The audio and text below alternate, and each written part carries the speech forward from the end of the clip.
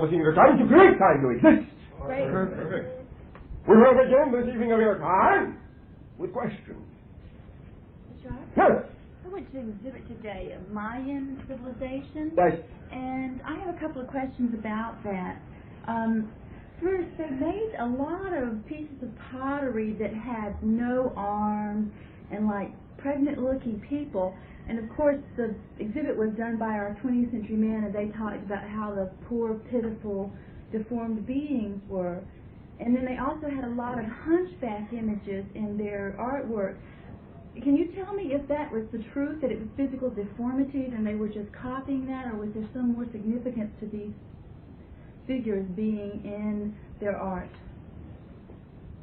Thank you. A few of those ideas, very few, were what you term to be copies of actual physical beings existent at the time. You will find there will be a subtle difference in some of these figures. There will be, to some degree, more what you will find to be patterns of abstractions molded in or painted upon the surface of these figures. In this way, recognize that the usual idea for the construction of these figures was as like unto what you term to be a stand-in a sense, a model, a figurine, for the purpose of exemplifying in an abstract form, a symbolic form, the ideas of, in a sense, the deformation of the soul, the spirit, the idea of malady, depression, emotional ideas, dis-ease in general. These figures were created, therefore, to act as stand-ins, models, onto which an individual could focus the idea of allowing the belief system to think that the dis-ease of spirit or physical dis-ease would thus be transferred to the figurine. In this way, they would be able to form what you in your society term to be a transference of idea, of identity, somewhat what you have created in your own society that you call placebo effect, but of a different nature. Many of this was ritualized in that way and utilized within what you term to be their medicinal practices, as many of their medicinal practices, while involving some of what you term to be the herbology of their locale, also much of it was mental, ritualized in this way, and thus they were able to feel that as they created these figurines, they transferred this idea of dis-ease into that figurine and removed it from themselves, embodying in that way, however, a portion of themselves which they chose to keep around so that they would not feel in this way that they were so much discarding or attempting to get rid of a portion of their personality, but they created a tool outside of themselves which they could look at, reflect upon, while integrating the idea it represented without needing to experience the actual physical malady in order to do it. Do you follow me? I do. And on the same thing, the Mayan hieroglyphs, up until this point, linguistically speaking, are the only written form of communication which has quote-unquote not been deciphered by our quote-unquote professionals. Is there a reason for that? Is it just they're looking the wrong way at the methodology, or? Now, understand, a few of these ideas have been deciphered in your society. Some are somewhat accurate, some are not. But, understand in this way, the methodology simply is that, again, like unto what you term to be the majority of the civilization upon your planet you call the American Indian culture in this way, the beings recognize themselves to exist both halfway in physical reality and halfway out. Thus, the pictographic representations will be dream representations for the most part in that way. It will be a language of the mind, not of a physicalized formula, not of the ego consciousness, not of the physical perspective, but will be, to some degree, representations of concepts which you may find more easily interpretable through your own intuitions, dreams, imaginations, and sensitivities, rather than, as you say, a cut and dried formulation or breakdown of codification. You follow me? Yes. So also it had talked about they were aware of the 13 levels of reality. Does that have anything to do with a couple weeks ago we talked about there are not just 4 dimensions in our world, there are 11. Is that because they were aware of those more subtle levels? Yes. And so they said 13, but they basically could move in and out of the different dimensions?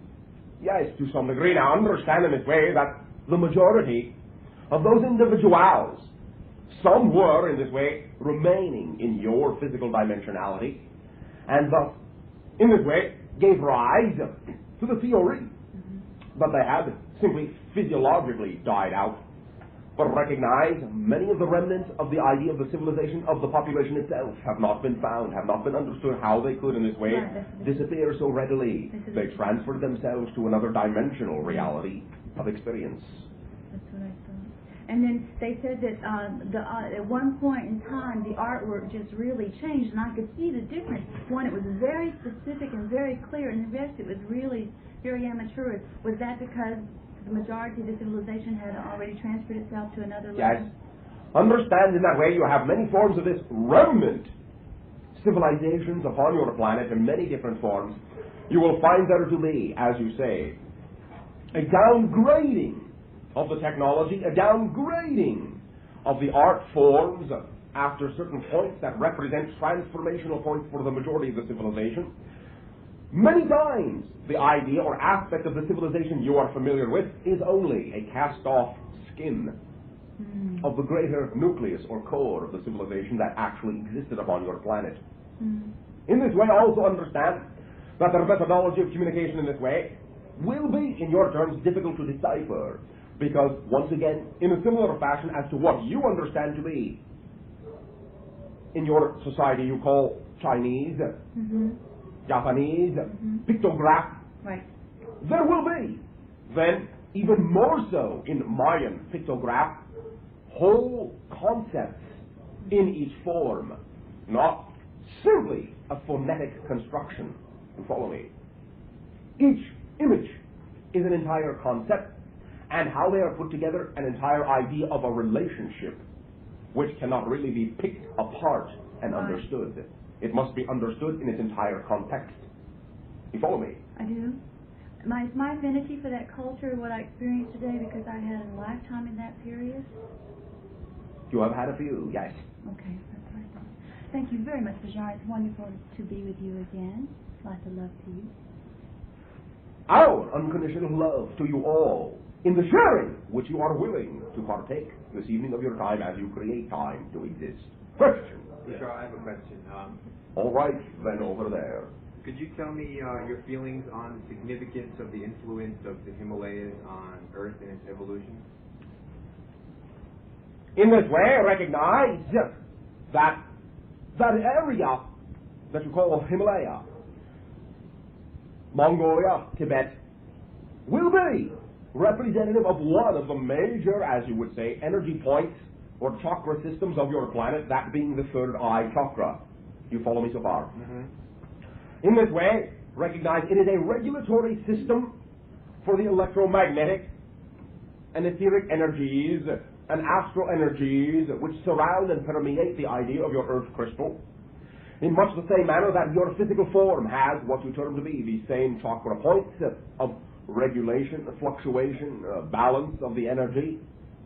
So in this way is the vortex of that area, carrying within it the electromagnetic energy of an entire age, of an entire era in your consciousness upon your planet, the idea of coming to terms with the ability to extend your senses beyond your physical form in a direct sensory way. The electromagnetism in that area will be, in your terms, profound in this aspect, and many times when individuals undertake to find themselves physically in that area, they will find much affinity in the synchronous harmonious vibrations of the area, unlocking those chakra points in their own physical form. And they will be able to feel the acceleration of the vibrations as they course through their own third eye energy vortex, as they align themselves with the vortex of the planet. You follow me? Mm-hmm. Mm-hmm.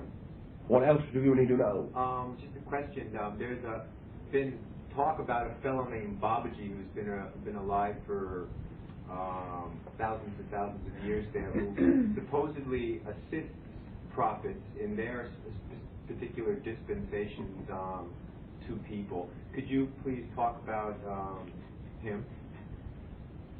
Only briefly. Understand, first of all, that while there is some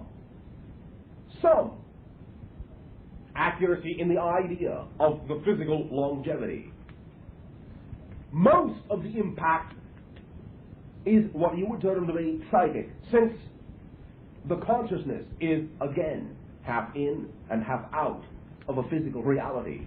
Thus, measurement in terms of time in that basis is not literal.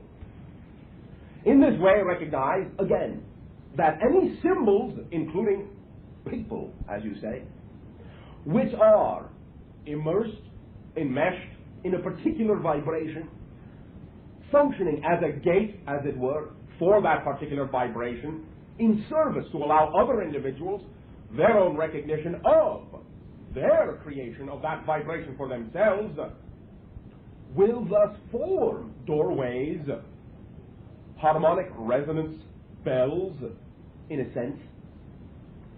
Their consciousness will, in many portions of your planet, allow individuals to come to terms with their own energy, with their own creations, their own co-creations of that energy. This is the assistance being given. This is the service being done.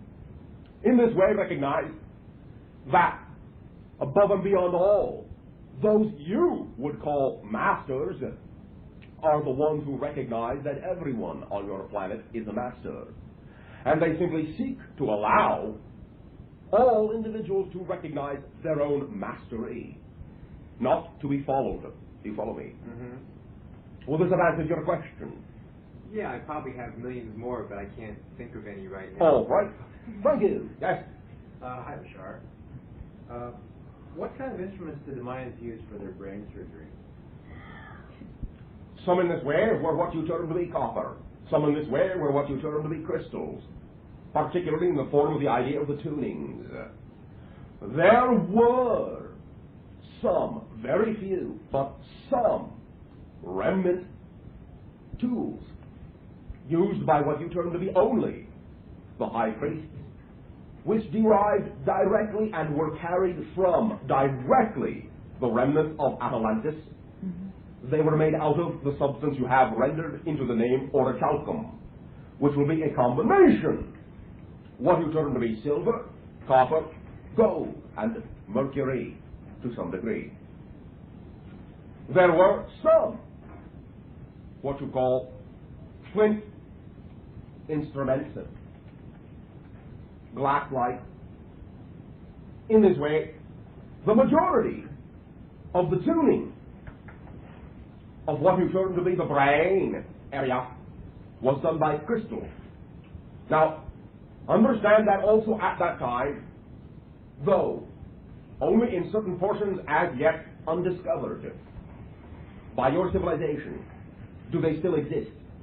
There were forms, not in the way you know them, but forms of what you call electrical generator batteries. These were created out of the substances of the area, and again, to some degree, was a remnant of the technology of Atlantis. With these and with their own mentality, did they perform in this way much of those ideas with particular usage and stimulation of the element you call gold for the energy that is contained within it that your civilization has yet to tap. Did they actually cut skin and skull, or did they use? Yes. did they concern themselves with the idea of infection, or was that not necessary at that time in their belief system? In this way, understand that one of the energies, when tapped into the auric field of the gold itself, will suspend and transfer to those individuals the same, in a sense, immunity that the substance gold has for itself. Understand in this way that gold does not, in a sense, change. Right. Interesting. Okay, another subject. Last week you indicated that I was, in a sense, an Earth server, and it occurred to me that I am that by virtue of having made a commitment and been here a long time. I feel that it was for the purpose of seeing the Earth through at least one cycle, if not several cycles. All right? Although I do have an origin elsewhere, but it's like, Everyone does. yeah, I feel like in certain respect I am waiting for my space brothers to return. To some degree, but do not wait. Right. Do. Well, perhaps waiting was not the term that describes what I mean the most. Yet I think there was a sense of that at one time, although at this time I don't have that sense of All waiting. right? The more active you are willing to be in whatever idea or role or purpose you have chosen. In this way, the more in congruency and concordance and synchronous vibration you will be to the overall idea of the timing involved. And thus in this way, the faster the acceleration will commence towards the point of integration of several societies upon your planet from elsewhere, as you say. I feel like during the Atlantean period, I was instrumental in the technological aspects of it. Yes, you were involved directly with the vibratory emanations of the crystalline structures of the time. And Much in the way of the idea that you call the wrappings of wire around these structures in this way, for the gleaning of them of the vibrations and the tuning of the vibrations and the setting up of the crystal temples in this way, the idea you will find there thus being that you had arranged in many times what you term to be crystal or glassware structures containing cores, cylindrical cores of the ideas of copper and many other metals in this way, including orichalcum, which did give rise to the harmonic vibration resonances, which was one of the amplification steps in gleaning the transference of what you term to be direct sunlight into this energy. You follow me? yes. Amplification processes is what you worked on there. I feel also that I abused those crystals at that time. You were to some degree involved in that idea. Yes.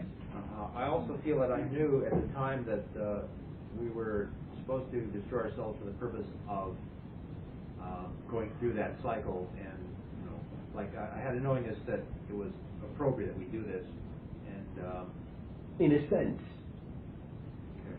Now, understand that to some degree, in this way, some of the intensity of your focus in this life is a direct result of that particular life, in the sense of allowing yourself to make sure this time you would progress within the overall timing in a beneficial way, and not, in your terminology, get ahead of yourself. Makes sense. Okay, it's been very interesting because this lifetime, learning about crystals and so on, I have not found them, of any particular use for myself. You will. Yes, and I just realized that this is part of the reason I have not been able to perceive their power. All right, in this, as you say, lifetime, you will find that this interest will extend itself into a different type of crystalline structure. You will find that what will become of importance to you will be the substances on your planet that are just beginning to be created and will continue to be created, that will be metallic crystalline structures. A combination of both. These will render unto your civilization properties of energy storage and reclamation that will be many orders of magnitude beyond which you are now familiar with. Are these semiconductor materials that, would semiconductors fall into that category of that kind of material? On one level, yes. Okay. Now, the next question that I would have is that my main pursuits right now are in the areas of film, writing, and directing. Yes. Although I have this technological thing going on kind of in the background of my universe. Yes. Would you comment on? Simply that. Trust that you have created all the appropriate ways to make the connections you will need later in life, though they may not seem to be connected right now. Okay, great. Thank you. Thank you. Guys, Sorry, I'm getting a little anxious here. do not be sorry. There is no need for you ever to be Yes, sorry. I know. Anyway, I'm a quite different Lisa than the last time I talked to you. And Hello, new Lisa. Hello.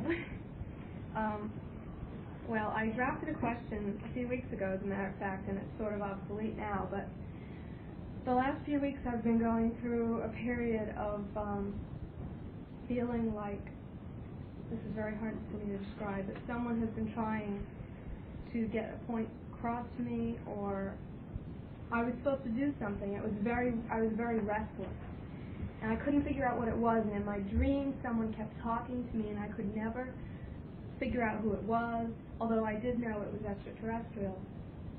All right. Anyway, I was going to ask you about that until yesterday. Yes. I had an occurrence. It was the first time I believe that I got conscious contact, and I would like to share that with you. Go ahead. Well, I was in the first part of it. I was in a sauna, and my physical body was very relaxed, and I felt my consciousness shift, and it was very foggy, and someone in my head said, "It's Lisa. It's time.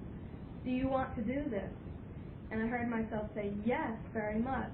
And they said, "Well, then drop the fear. You know you're supposed to do this. If you really want it, just drop the fear." And basically they went on along those lines. And I got the idea that I was supposed to go home and meditate for about 5 minutes, because it would only take that short amount of time to get the point across. All right. Well, I went home, and I sat down, and immediately upon sitting down, I was in an altered state, which I've never experienced before in this life. And the first thing that came through was, you're supposed to channel. I kept hearing that word, channel. Yes. And so finally I just said, well, who is this? Who is talking to me? This was very amusing, but the voice said, "This is Bashar." And I said, "I know you're not Bashar. Don't do that to me." And the voice said, "Well, if you thought I was Bashar, wouldn't you be a little more relaxed?" And I said, "Yes, but I know you're not Bashar." And Very good. he said, "Well, we are similar." And that's basically all I got out of it. And then almost immediately the curtain was lifted, and I was back to my normal, everyday self. Very good. Thank you very much for the expansion of your own universe and the opening of doorway to what we will call, to some degree, your past, but also your future. How do you feel? I feel very good. I feel what you're saying is true. Do you feel there were any, besides, in this way, the vibrations you assumed to be my own? Do you feel there were any other vibrations that may have been, in your terminology, hanging around the periphery? Yes. Did any of them feel, in any way, shape, or form, like what you would term to be of the American Indian culture? Wow. I had a dream about a week ago that my husband and I were in the desert, and he closed his eyes, and when he opened his eyes, he told me that he had seen himself as an American Indian. And immediately upon him seeing that in the dream, I saw him melt away, and I saw an old American Indian sitting there. Yes, very good. Understand what you were doing in your sauna was recreating the exact reason and purpose for which they had created what you term to be the sweat lodge. Mm-hmm. Do you follow me? Yes, I do. And you have been through that experience many times. And you have contacted yourself and others many times in many lives in that way. Now you are doing it again. You are opening those doorways again. You are connecting to many different forms of energy, because now you will find yourself being the nexus point for all of those ideas, so that you, in concordance and co-creation with all those other consciousnesses, will be able to channel all of the ideas through into this life as a service, both, and to act them out for yourself in the endeavors you wish to create in terms of a network of energy upon this planet. Do you follow me? Yes, I do. You are, once again, that, in your vernacular, if I may make colloquial, that little princess that you were. Now,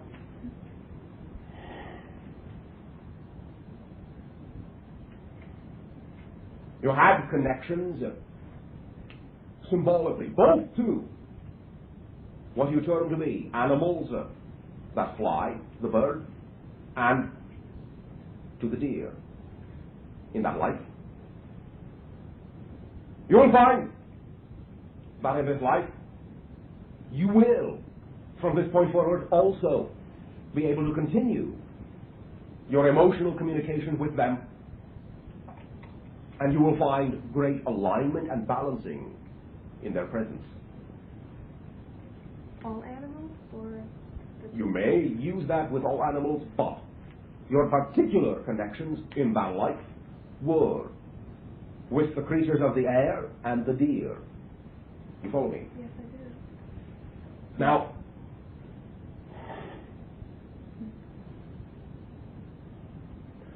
you have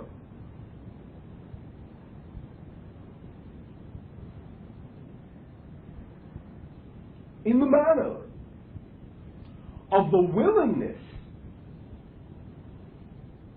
of the culture you call the American Indian, connections, strong connections in several different areas of external consciousness.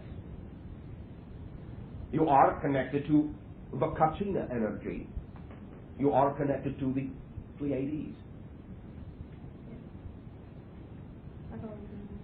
You are connected also, to some degree, by association, though not exactly directly, to some expressions of positiveness in the Orion systems. Yes. These for now will do. Our suggestion for you, something that will, in your particular instance, aid you in your focusing, will be the creation of a tool which you may make from crystal. Can be quartz clear or quartz amethyst. Three-sided pyramid of equilateral triangles. Allow yourself to connect into the vibration and know that within you it will resonate as a doorway into those trinary extraterrestrial consciousnesses, and the base triangle will forward the representative symbol of the past Indian life, the present life, and your future self. That will form the basis of a foundation that will allow you to channel this energy from the other three sources in strength and balance into this life. Do you follow me? Yes, I do. Saturday night, my friends and I, we had planned where they were going to do a regression for me, one of the few I've had recently. And since this happened, they asked me if it would be all right if I asked the entity to come through the first time Saturday night when I'm... By all means. understand you will know how to balance yourself and how much to take, and so will they. Yes. Allow yourself to become used to being immersed in the feeling again. And in this way, you can utilize the symbology of your sauna in such a way to know that when you make those shifts, you are existent in that moment in another type of dimensional reality to such an extent that you will be, in a sense, giving yourself the feeling of breathing a different atmosphere in the same manner as you do in your sauna. In this way, allow yourself to acclimate a bit at a time in whatever way is comfortable, at whatever rate is comfortable. For what you are doing and how you shall do it will always be in perfect synchronous harmony with the timing of the mass consciousness of the planet for you to perform the service you have chosen to be here for.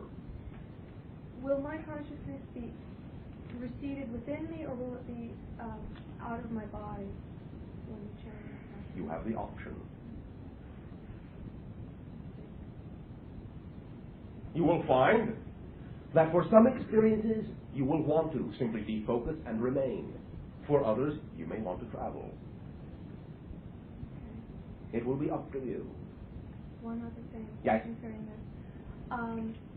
The entity that will be coming through, or entities. Yes? Will it be the Indian and the extraterrestrial, or one or the other, or? Okay.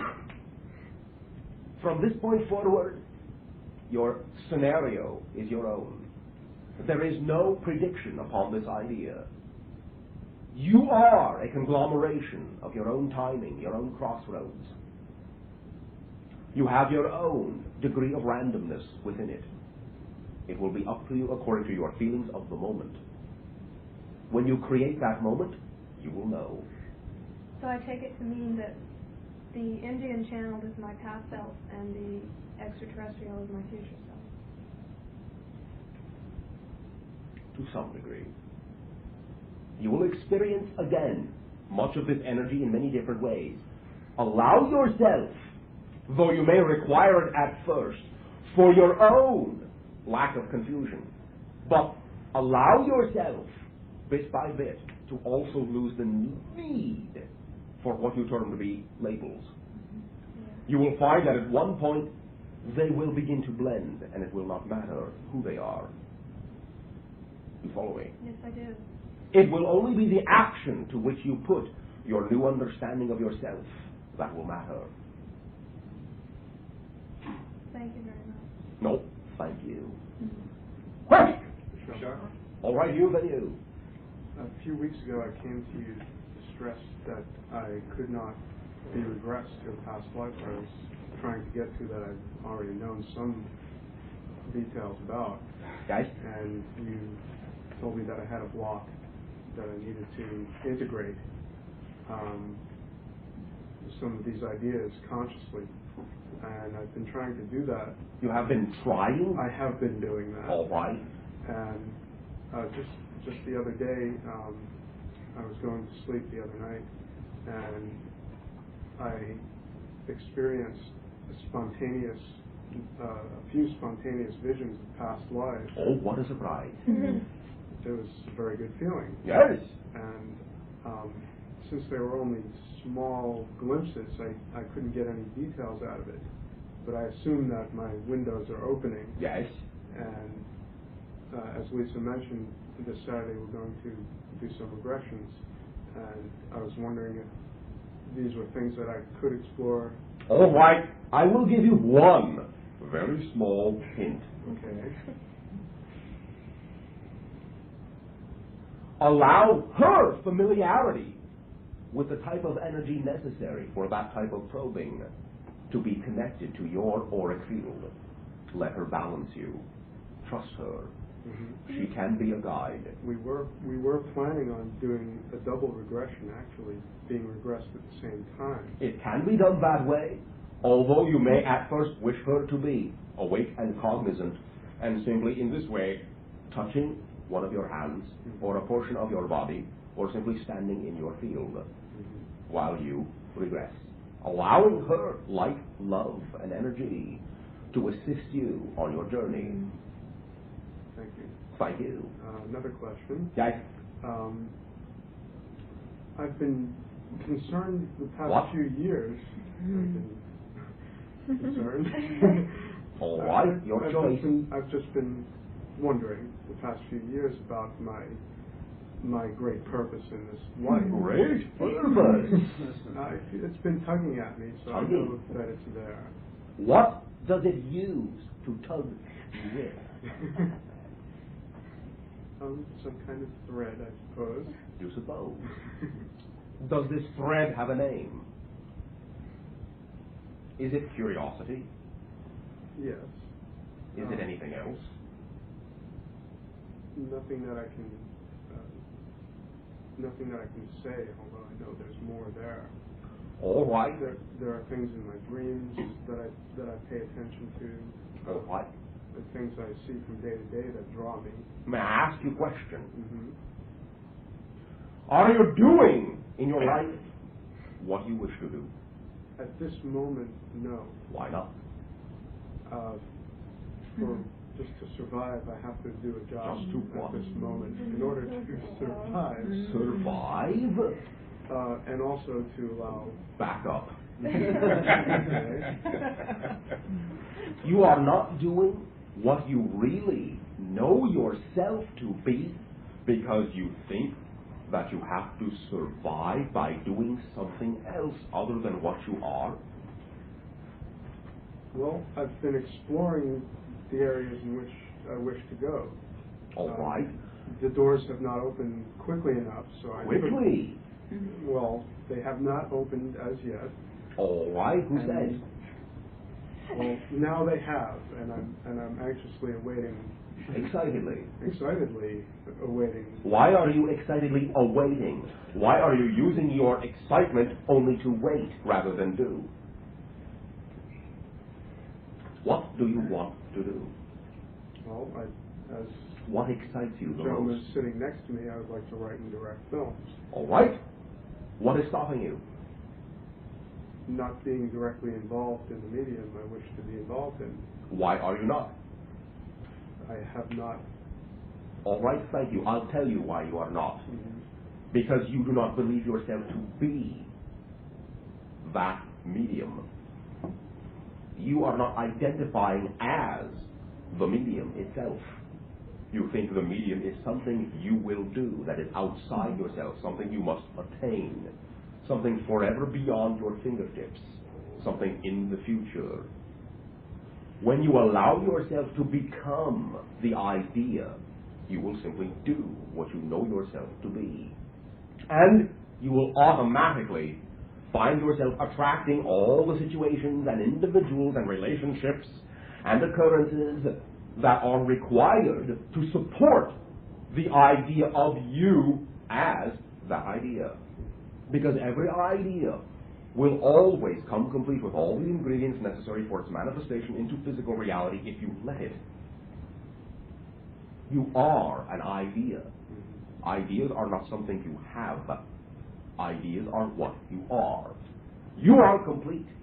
In and of yourself, if you strive for the idea of a better life or a more perfect future, you are denying yourself the realization that you are already perfect and exactly the best you can possibly be doing whatever it is you are doing in the moment. No matter what it is, positive or negative, you are always doing exactly the most perfect version of that idea that you can do in the moment you are doing it. Everything you do is a perfect representation of the idea you are doing. No more or less perfect than any other idea you could do. The first step is to make everything you can do and everything you are doing equal to everything else. Then you will remove the importance of needing a great purpose. You will simply be able to choose among equally valid ideas. And you will be able to remove the idea of blocks in the sense that you view them to be bigger than you, larger than life, more than you could ever accomplish. Increase your reach always beyond that which you wish to do immediately. In other words, you say you wish to be writer, director. All right. Go a step beyond that. Imagine yourself to own the entire industry. Then, being a writer-director will seem, as you say, peanuts by comparison. You will be able to get into it easily because you will now know you contain the energy because you already see yourself beyond that point. This is what will allow for the automatic flow of that reality into your life, because you will be opening the gates by already being bigger than what you immediately need to experience. Extend your reach. Do you follow me? Yes, I do. One of the things I've been feeling about my reason for choosing this medium is because I would like to communicate my ideas about metaphysics and things that are happening to Lisa and myself to awaken these ideas in other people. All right. As part of the networking. As a suggestion, realize that you will, if you wish, give yourself an opportunity to do so. But do not restrict yourself to that being the only method by which that can occur. Because you may find that while you are so busily, intensely focusing on that being the only way you want to do it, you may be missing other ways that come to you all the time, simply because you are not willing to see them as viable methods for doing the same thing. They, many times, if you allow yourself to be surprised, even though they may not seem to be connected at first, may be ways that will connect you to the way you want to do it. If you are willing to allow everything that occurs to you in your life to be connected to the overall unfolding purpose you have created yourself to be physical for. There are no interruptions. There are no sidetracks. You are never off your path. Never, never, never, never, never, never, never. Everything that you do serves a purpose in your life. And when you allow everything that you create in your life to be a part of your unfoldment, you will then automatically see how they fit in. Well, all right, this individual came up to me and said, well, all right, you want to tell people about your experiences? Well, I have this little magazine. Would you like to write an article for it?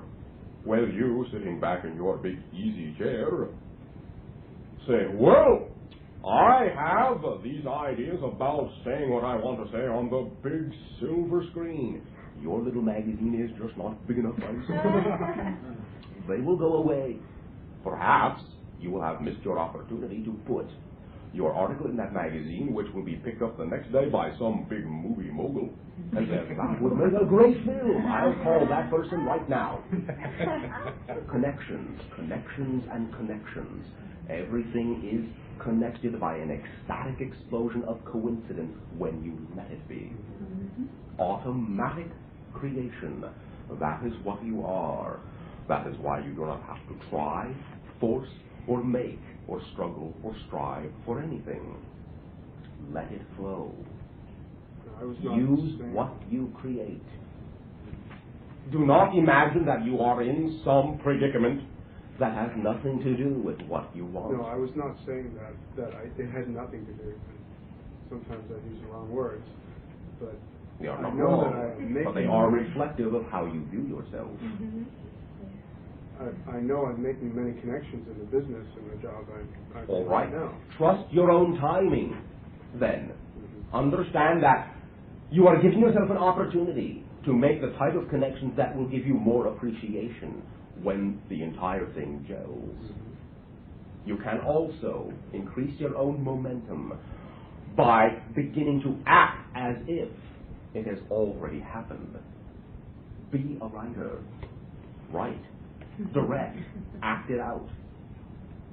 Make a movie even if you have no film in the camera. Go through the motions. I do that very often. All right.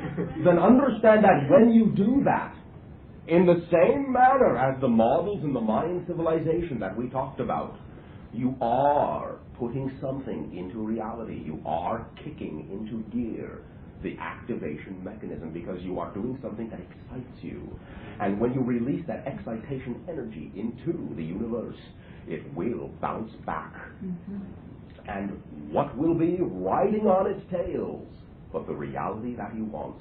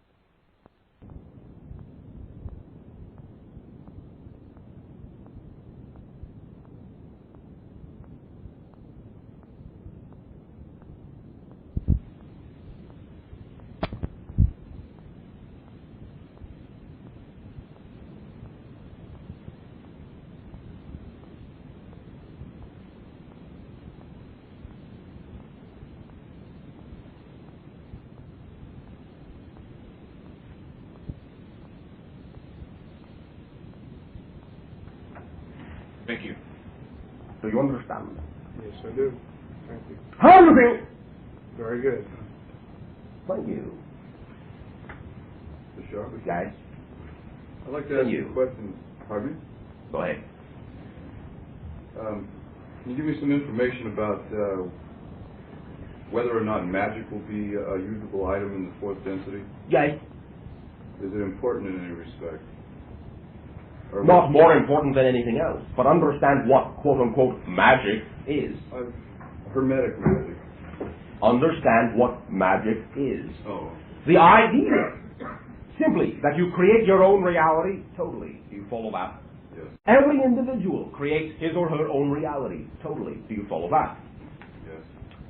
Do you understand that whatever reality you perceive that you share with everyone else is by, I'll say, in your terminology, telepathic agreement? Do you follow that? That's good. Yeah, I like that. Do you understand what we are saying? Yeah, I understand what you're saying there, yeah. You have your own reality. They have their own reality.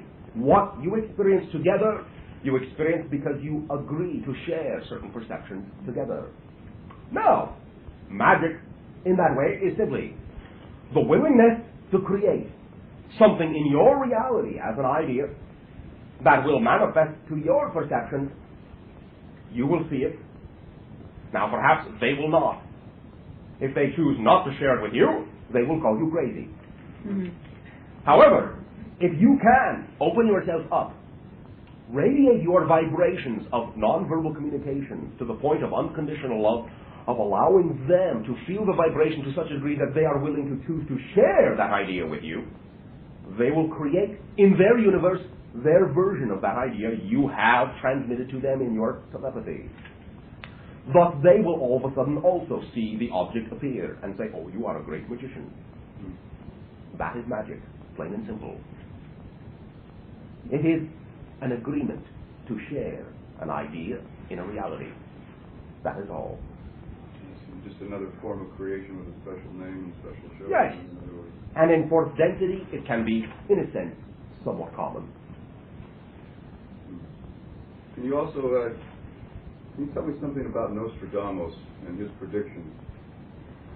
Do any of them still apply to our current time or near future? Yes, to some degree, but understand this about prediction. First of all, there is no such thing as predicting the future.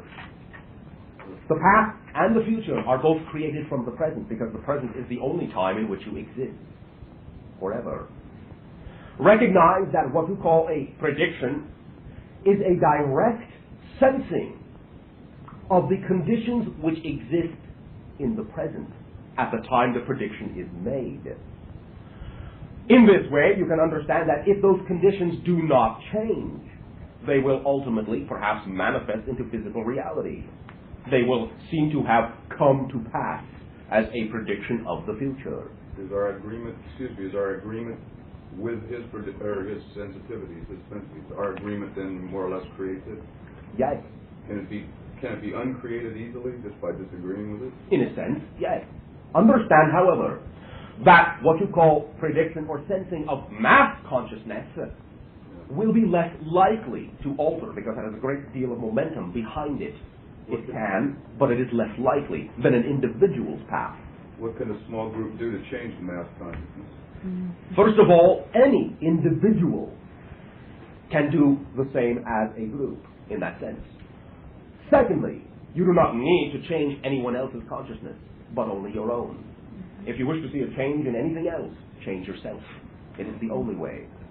Recognize in this sense, however, that the time the predictions were made, it was through the vibration of understanding a transformation only as being possible through struggle.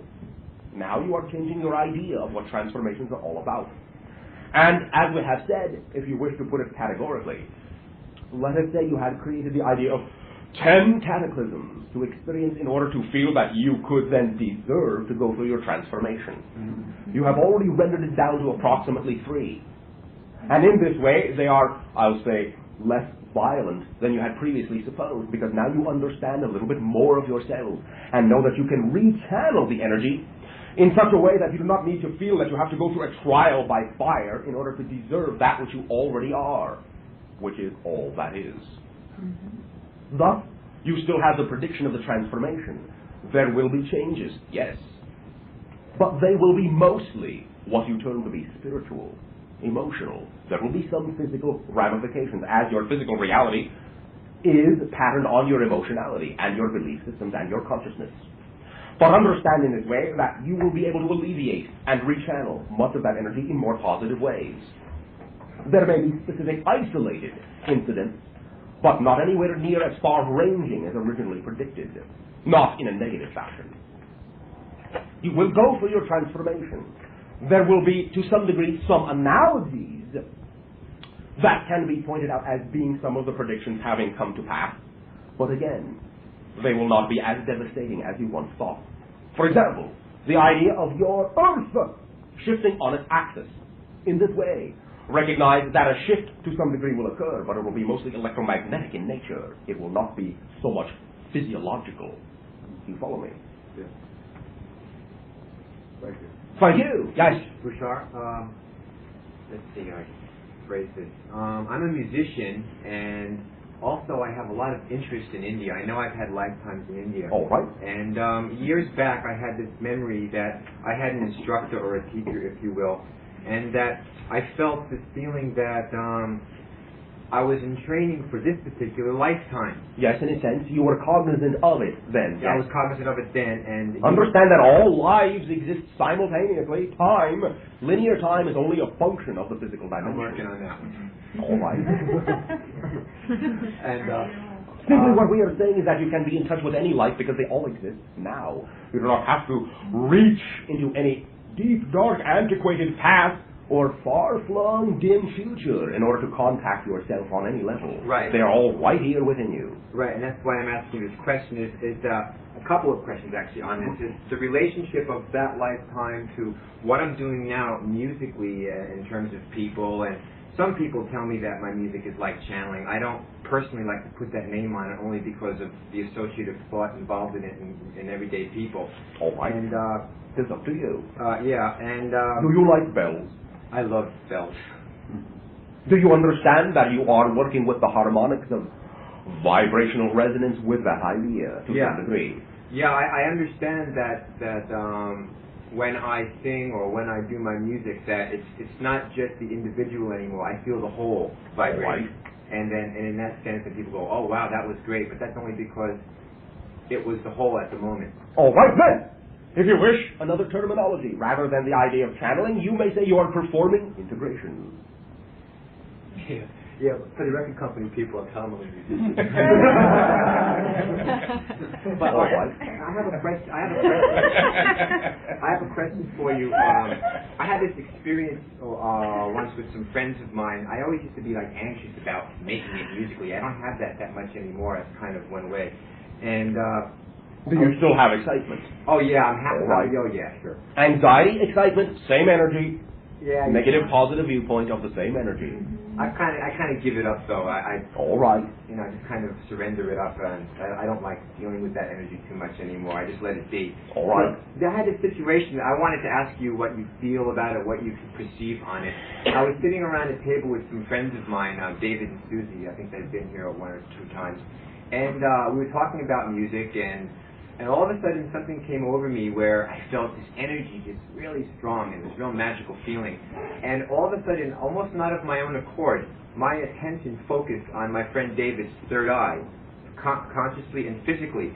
And I just concentrated on it. And all of a sudden he broke into a laughter where his face turned red. He was growing, laughing and laughing. He's saying, what are you doing to me? What are you doing to me? I was going, I don't know. And then what happened was my attention all by itself was focused into my third eye, and then I felt like I popped out, and I saw this, you know how like when you see moonlit waters, this reflection of the moon on the ocean, this like dangly, silvery sort of pitch feeling? All right. Well, there was this silvery form of a woman was in my mind's eye, and she had her arms like she was holding something, and in her arms there were rays of energy. And they were very, very powerful rays of energy, and a lot of kindness.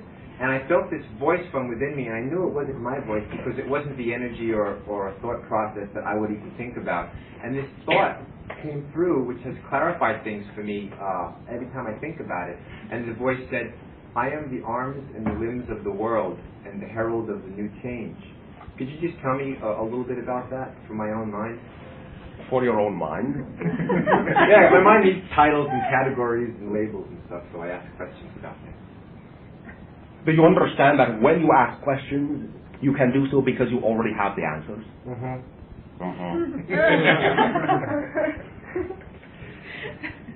Could you tell me what you feel about it? Only that you may, at this time, continue with your silver bells.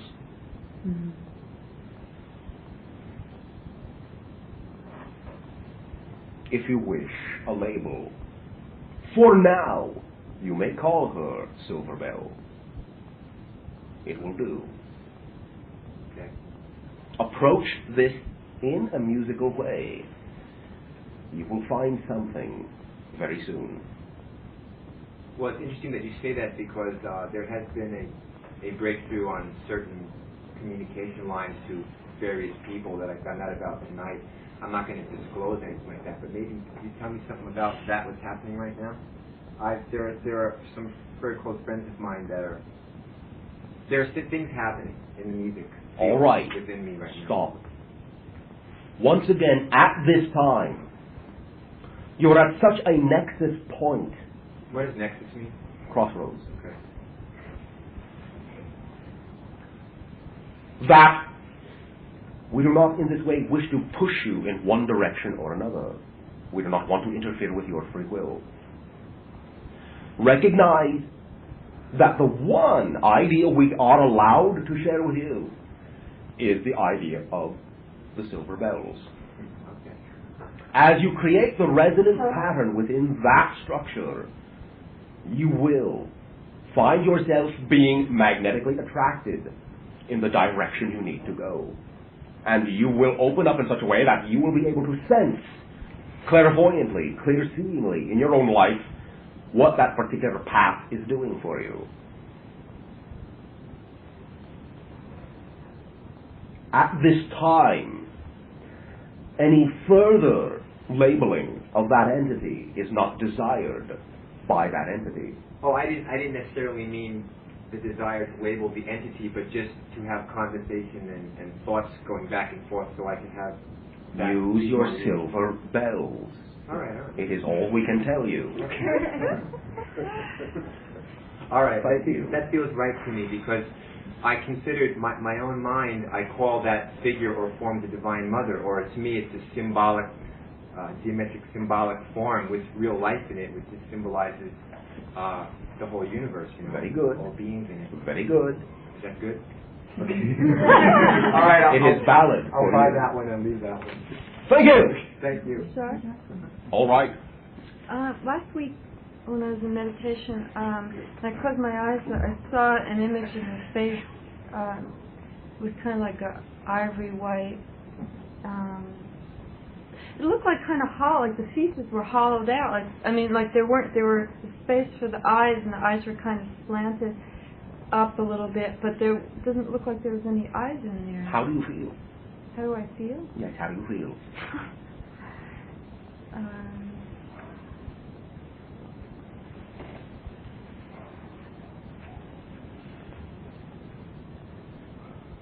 Well, I was going to say hollow, but I went... Do you mean expectant? Oh, yeah, very expectant. Then that is the idea of the hollowness itself. I feel lately like I'm going to explode. Yes. Can you give me a hint of when that'll happen? So I can How are you doing with your channeling? Fine, I guess. I haven't really given it that much thought lately. I haven't. Before I had felt very anxious about whatever that idea was. Are you surprised now that the anxiety is not there? Yeah, I was thinking that today, because now I'm thinking more in terms of my music and the ways I want to express myself. Very good.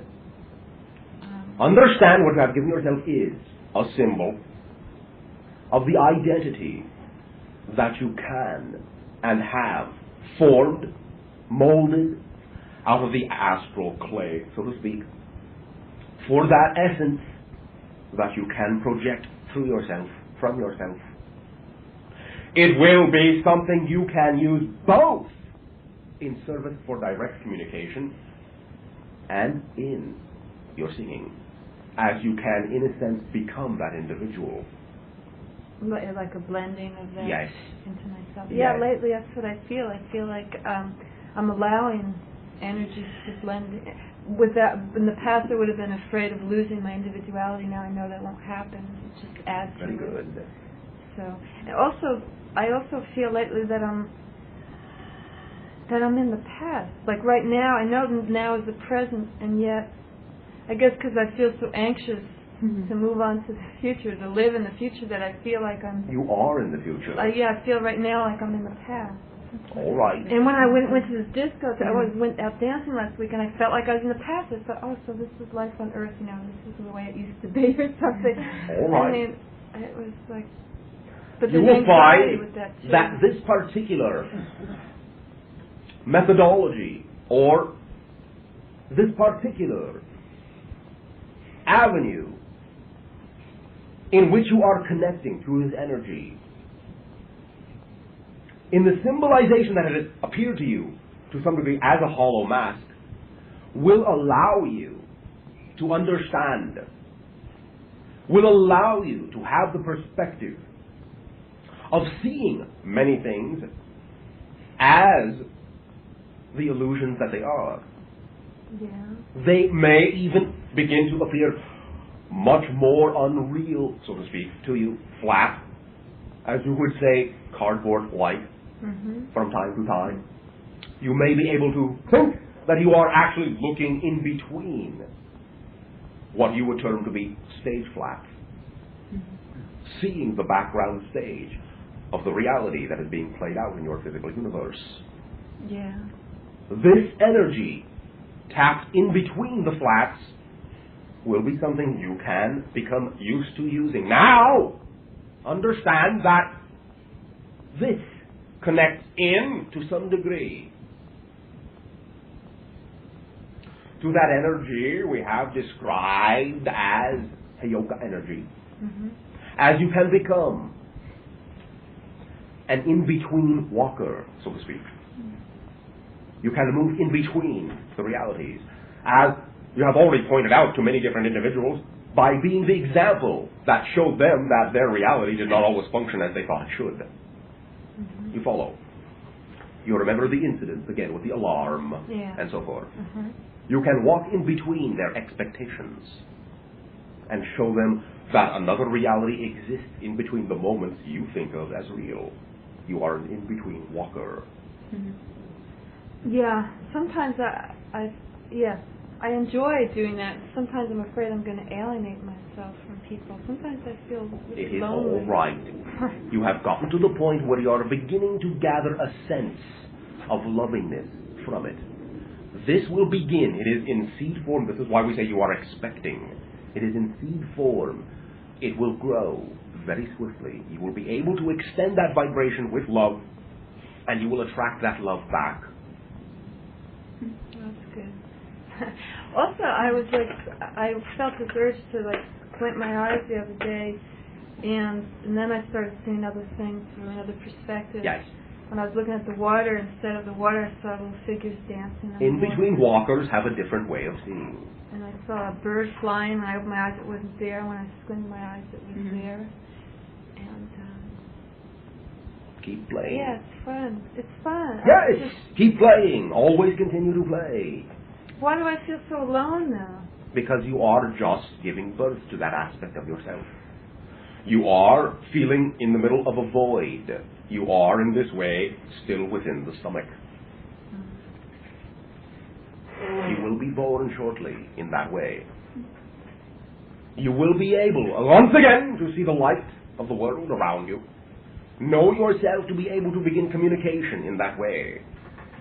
The path from childhood to maturity will not take long. Oh, good. Thank you. Oh, also one more thing. I'm very drawn to Self-Realization Fellowship in Pacific Palisades, and especially when I go into the little chapel there, I've felt they have these pictures of different saints on the wall and gurus, and about maybe 5 of them or so, including Christ is one of them. And I feel like they're talking to me when I go in there. In a sense. Say, or the archetypal energy. All right, very good, because that is what you are connected to. Understand you are giving yourself that symbology at this time, so that when you have certain experiences in your future, you will understand how to communicate with them, and you will not in this way place yourself below them. Because I feel like the voices are saying, we're so glad you've come home, we've been waiting for you. Yes. And I feel... Follow your symbols, as long as they are valid for you. When they change with them. Okay. All right. Thank you. you. One moment. You briefly. Me? Yes? Thanks. Okay, Friday night, last week I told you about this being, Tara Hay, and they were at my house. Friday night, I went to bed, I went to sleep. All of a sudden, I woke up, I sat straight in my bed, I heard this ringing. It was a very high-pitched, loud ringing. Wasn't silver bells, was it? No, it wasn't silver bells. And the first thing I thought about was re-entry from a spacecraft. The next thing I thought is that mimic crystal I talked to you about was on my table, and I felt like it came from there. And then I thought that there was this sort of swirling black energy by my meditation table, which has a lot of crystals. I was very frightened at first, and I didn't know what happened. You? You know me. I sometimes play with fear. Oh, why? So I just want to know where I was when I came back and what the sound was. It wasn't my fire or smoke alarm. I thought it was. Understand again. This is all we will say at this time. Everything is vibration. Everything. Whether it be what you term spacecraft or your own energy. Everything is vibration. That is your key. Go with that. Not enough, Bashar. Oh, yes, it is. It is quite enough. It is more than enough. Then what was the loud sound? It was in my physical ears. There was no sound there. I'm hearing things that aren't there. That is not possible. It was loud. It was like... Understand, if you are hearing something, something is there. And my body was totally on fire. Are you paying attention? Yes, I am paying attention. If you are hearing something, something is there. What do you mean, not there? Not there physically? So what? When has that ever stopped you? I saw an image of Anima. Does she have anything to do with this, or is that just me? You can ask her yourself. When? Whenever I want? Yes. Okay. Can I ask another question or not? I know I just did. Thank you. All week I've been like on the beach with a feather in one hand and a crystal in one hand going, hi ya ya ya ya ya yo. You mean you are creating vibrations? That's it. It's really wonderful. Does it have anything to do with Pantea, or is it just simply me knowing intuitively to balance my own energy? It must be that. You may all take a break. Thanks. So irritated with me.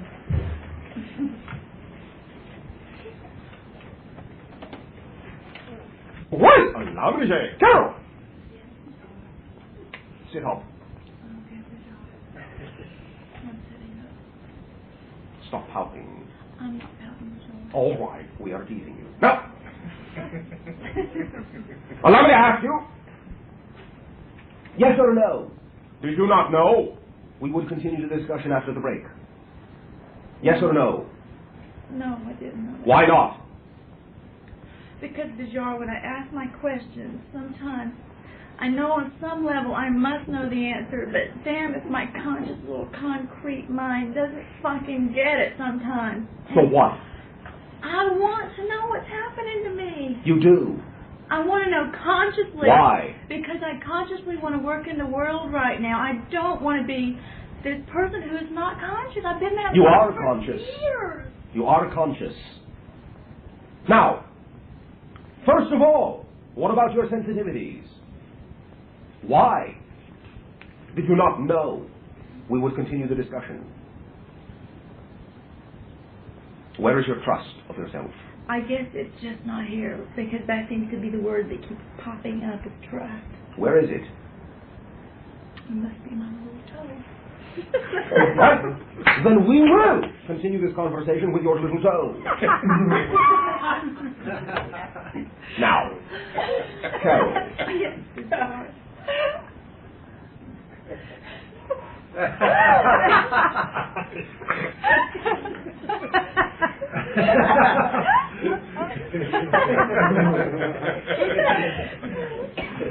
Not very talkative. I'm saying a lot. Oh, yes, you are, all the time. And a lot is being said to you, all the time.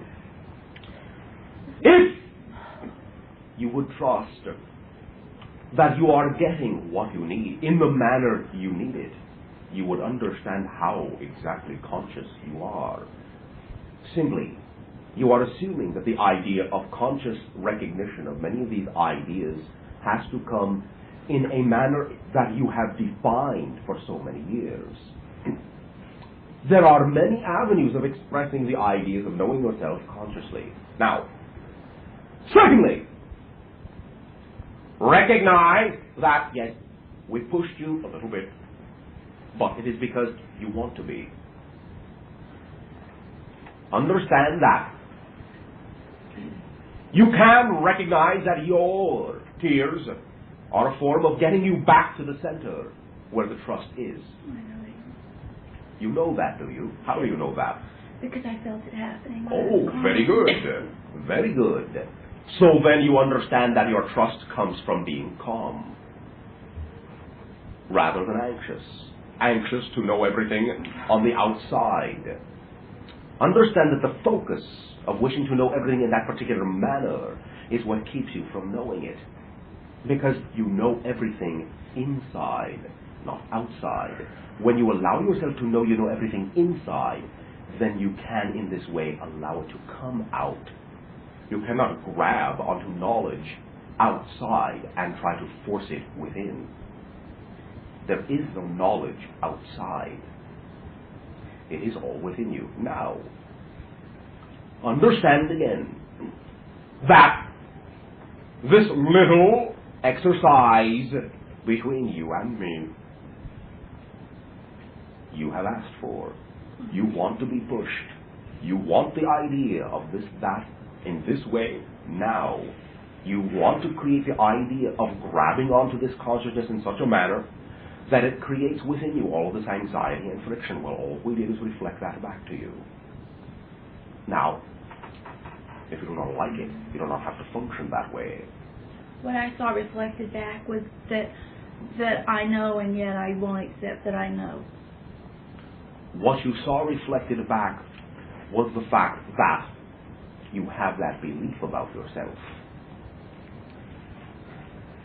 Now,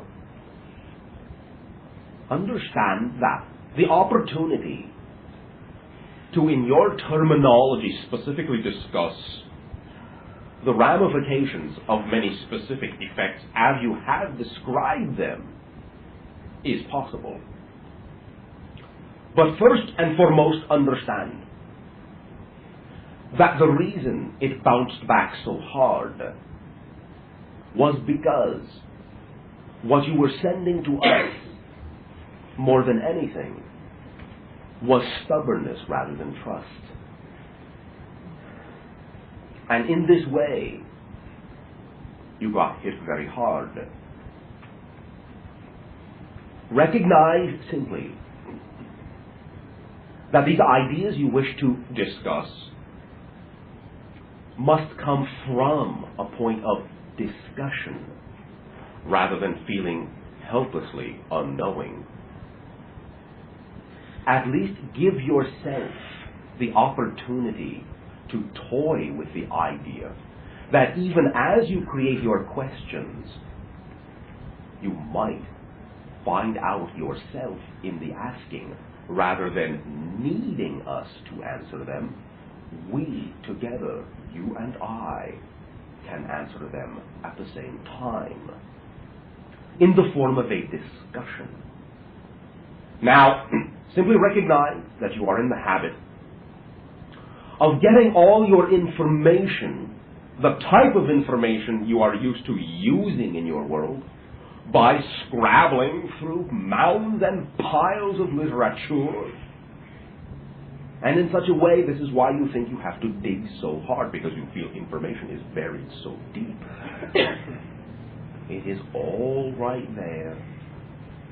What creates that reaction in you is simply still the belief that all information that is worthwhile is surrounded by miles and miles and miles of things that have no validity.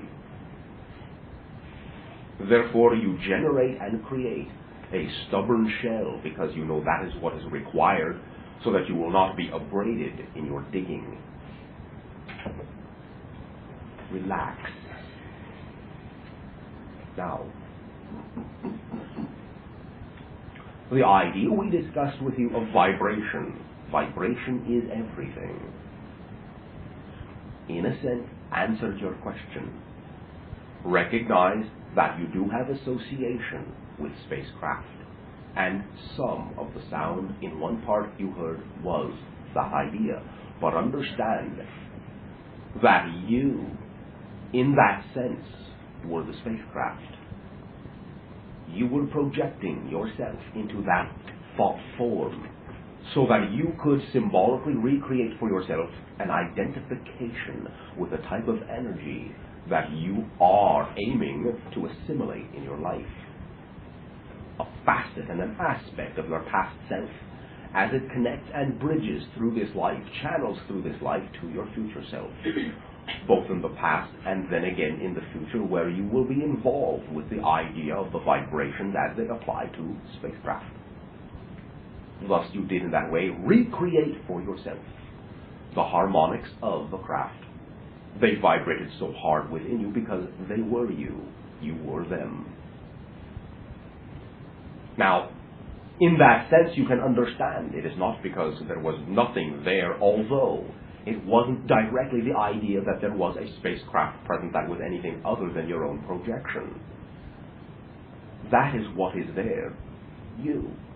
In that case, you were there, and you were all that needed to be there to create that experience. In the same manner that you are all that needs to be there to have all the answers to all the questions you create.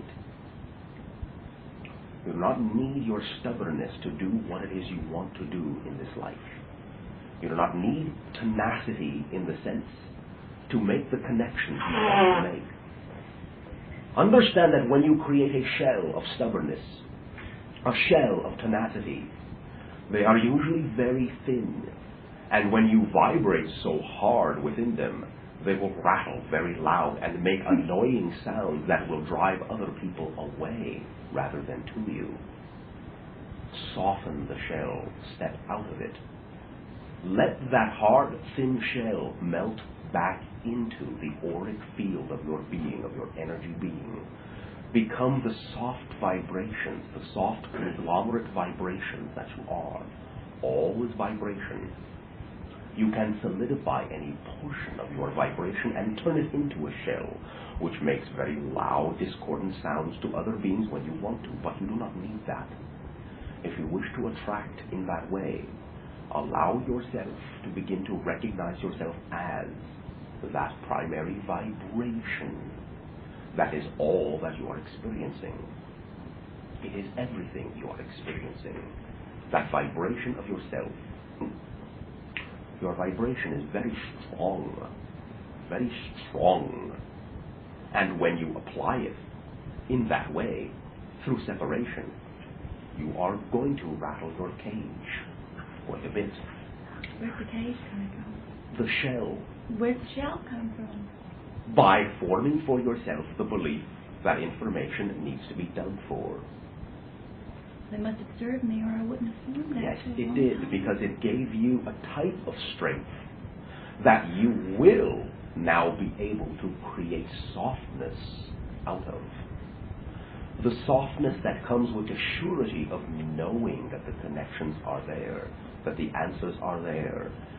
You have now explored all you need to explore about the strength through negative manifestation. You are making the transformation now to the strength of complete and total vulnerability. When I came over here tonight, I was thinking about how my personality had been so abrasive, and that's because I've been in theater and this business and promotion, and that's what it had to be. But I thought that doesn't have anything to do with what I am now. All right, but understand you are transforming, and your willingness to center yourself through your tears is your indication that you are beginning to allow yourself to recognize the strength that comes from vulnerability, because the tears are a symbol of the vulnerability, and yet the releasing of the tears brings you back to the strength of your center. You are making that step, and tonight of your time in allowing that to occur, and in allowing us to reflect that stubborn shell back to you, you have made the step. This is a transformation. Trust yourself. Relax. Ease up on yourself. Do not be so harsh with yourself. You are doing wonderfully. You are doing creatively. Take another one of those big sighs. Another one. Enjoy it. Enjoy the sigh. Take another one. Revel in it. Very good. Centering again from the positive point of view. Laughter. You are and have been your own pendulum. You can still be very active without needing to swing so erratically. If you come from the center of yourself, you will be infinitely everywhere that you need to be. And that will feel like you are standing perfectly still. Do not judge it to be the stillness of inaction. That's a good question, because I tell you, as I've calmed down, I keep going, I don't feel like I'm doing anything anymore. Then understand from this point forward, the stillness that you feel is not the stillness of inaction. It is the stillness that comes from knowing that you are everywhere at once. When you have infinite momentum and you are everywhere at once, it is exactly the same feeling as if you were standing still. It is not the stillness of inaction. It is the stillness of infinite action. You are everywhere you need to be. You are connected in every place that you need to be and every time that you need to be. Feel that and give yourself the opportunity to enjoy more of your sighing. More of your enjoyment of that stillness will, for you, bring about the ecstatic explosion of coincidence that you are struggling so hard to create. It is that struggle that keeps it from you. You do not need it anymore. I guess I didn't realize I was struggling still. I thought the struggling was over. And I guess I'm just, you said it when you said grabbing for information, because there's so many levels to the reality, and you it's are like on every single one of them. I do understand, and I guess I want to keep bringing all those other realities to this one, and it doesn't work that way. You are the blending of all your realities. You are. You will find them all within that stillness, not within franticness. You will scatter them to the four winds. You will find them all in the stillness of infinite action.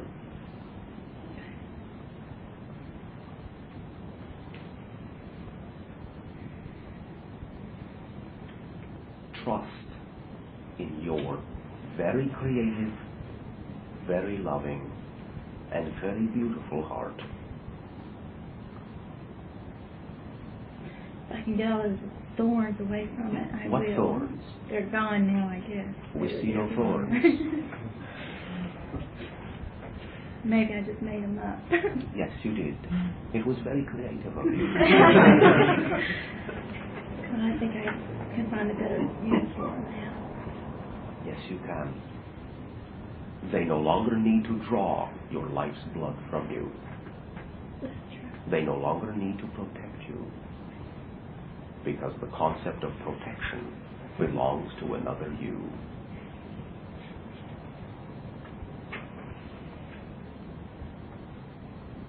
In that stillness of infinite action, you will begin to perceive yourself as all of the relationships that you have previously thought you needed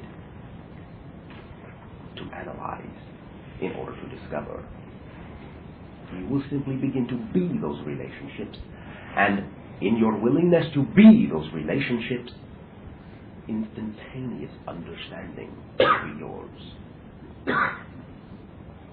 It's been the gravity that stopped the instantaneous understanding. Yes, because you are not supporting yourself as you are. You are reaching out into some symbolic exterior which does not exist. So I can throw these 3 pages of questions away. You may, if you wish, fold them up into a very creative little toy. Airplanes. Carol, Bashar. we love you very much. I love you very much too, Bashar.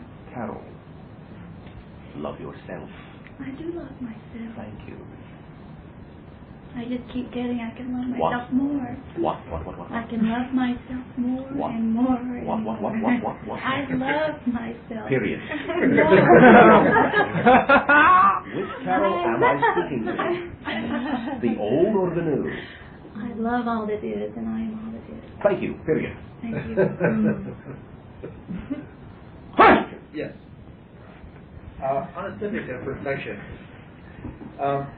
my first understanding of this concept of perfection, as I thought you stated it, was that everything and all it is entirely perfect in every respect. Yes. Lately, I've been hearing you say, if you get a broken leg, then it's the most perfect broken leg. Or some expression to that extent. It is the most perfect broken leg you could have created for the purpose you created it. Right. Then the question is, going back a step, is the choice to have the broken leg also just as perfect? Of course. Okay, because you were bypassing that element of perfection. But understand that to us there is no separation between the choice and the actuality. Okay. Well, then let me... This is why we say, allow your physical reality to be an obvious reflection of the choices you are making. Well, yes, and that's what I understood. Now, tonight, with the gentleman next to me, you talked about the idea of passing up an opportunity which would, by not accepting an assignment to write a small article in a small magazine, passing up an opportunity to connect to somebody who would read it the next day, etc., etc. Yes. And I'm thinking, well, all right, we'll is that explain less it. perfect? We'll explain it. All right. No, it's not less perfect. Okay. It is a perfect opportunity for that individual to understand how they were placing limitations upon themselves. Okay. Thus, when they allow it to be used in that way, when they allow themselves to know that they can understand what purpose that symbol serves, they can then remove the limitations. Right. But if you do choose to pass up the opportunity, Yes. it's perfect. And, Yes. Right. But understand that when we say perfect, that does not mean that the idea of perfection in and of itself has anything to do with the description of what the purpose was created for. It is simply the quality of the creation. Perfect. That does not mean that you cannot choose to change it to something else, which is equally perfect, but more to your preference. Okay. Now we get into the idea of preference. Yes. What I'm driving at here is, if you choose to pass it up, Yes. then what you're exploring and what your purposes are would be along the lines of understanding limitation. Oh, perhaps. Perhaps, okay. If you choose not to pass it up, Yes. then perhaps what you're doing is exploring this idea of connection. Could be. Now, how do you know? Well, I think I know the answer to this. The way you know what you explore is you do what excites you. If what you're doing excites you, that's the As you say, your best bet. yeah, right. But even if you do what doesn't excite you, Yes. it's still perfect. Yes, it is.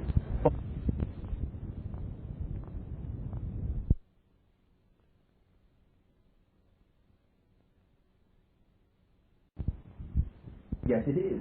But it may be that it is perfect for showing you that you do not want to do that. Right, but if you're still at a stage where you're wanting to do that.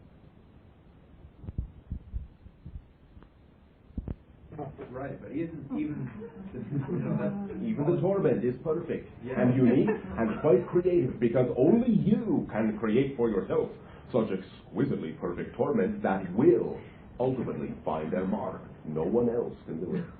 right. But now let me propose a paradox. All right. That is, now this is This is getting to be fun. this is hypothetical, so don't jump on me, please. If you have one idea of not going through this torment, Okay. you go right through the thing and go, oh well, I'll just do this thing and it's perfect, and make the connection, okay? Yes. Versus the choice to make all these torments. Okay. So can you say that it's more perfect to go directly and make the connection rather than to go through this series of torments to get there? It is not more perfect. Perfect is exactly befitting the definition you give the reason for the creation of those symbols. Okay, well, In other words, if you are making the judgment that going more directly somehow reflects a better reality, then you are going to create the judgment that it is more perfect. But if you are simply being equal all the way across the board, you will understand that going direct is perfect for going direct. Creating torment is perfect for being sidetracked.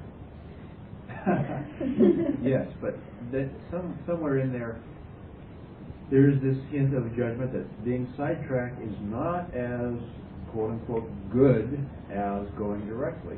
All right, that is a judgment. Except that there are times when experiencing being sidetracked is the purpose. Yes.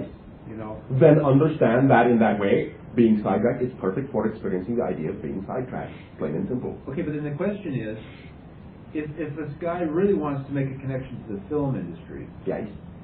what's he doing being sidetracked? I mean, is a major... Because he is exploring within himself all of the ideas about what he believes himself to be. Okay. So, can I say something about Yeah. that? Because something just came up for me. Well, the idea that, like Bashar mentioned earlier, that then you gain maybe more of appreciation of when you do obtain that objective. Could be. Could be.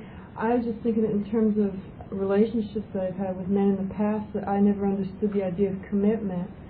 And so I would, leave the relationship and was never concerned about the other person leaving me. It was just, oh well, I can't be committed.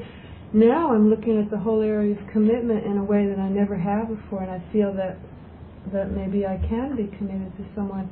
In the past, I didn't feel that I feel like I've learned something along the way. I have this appreciation for that you would not have had before without those particular endeavors. Absolutely, I didn't have that respect. Thus, for the thank you very much. She has brought up the next point.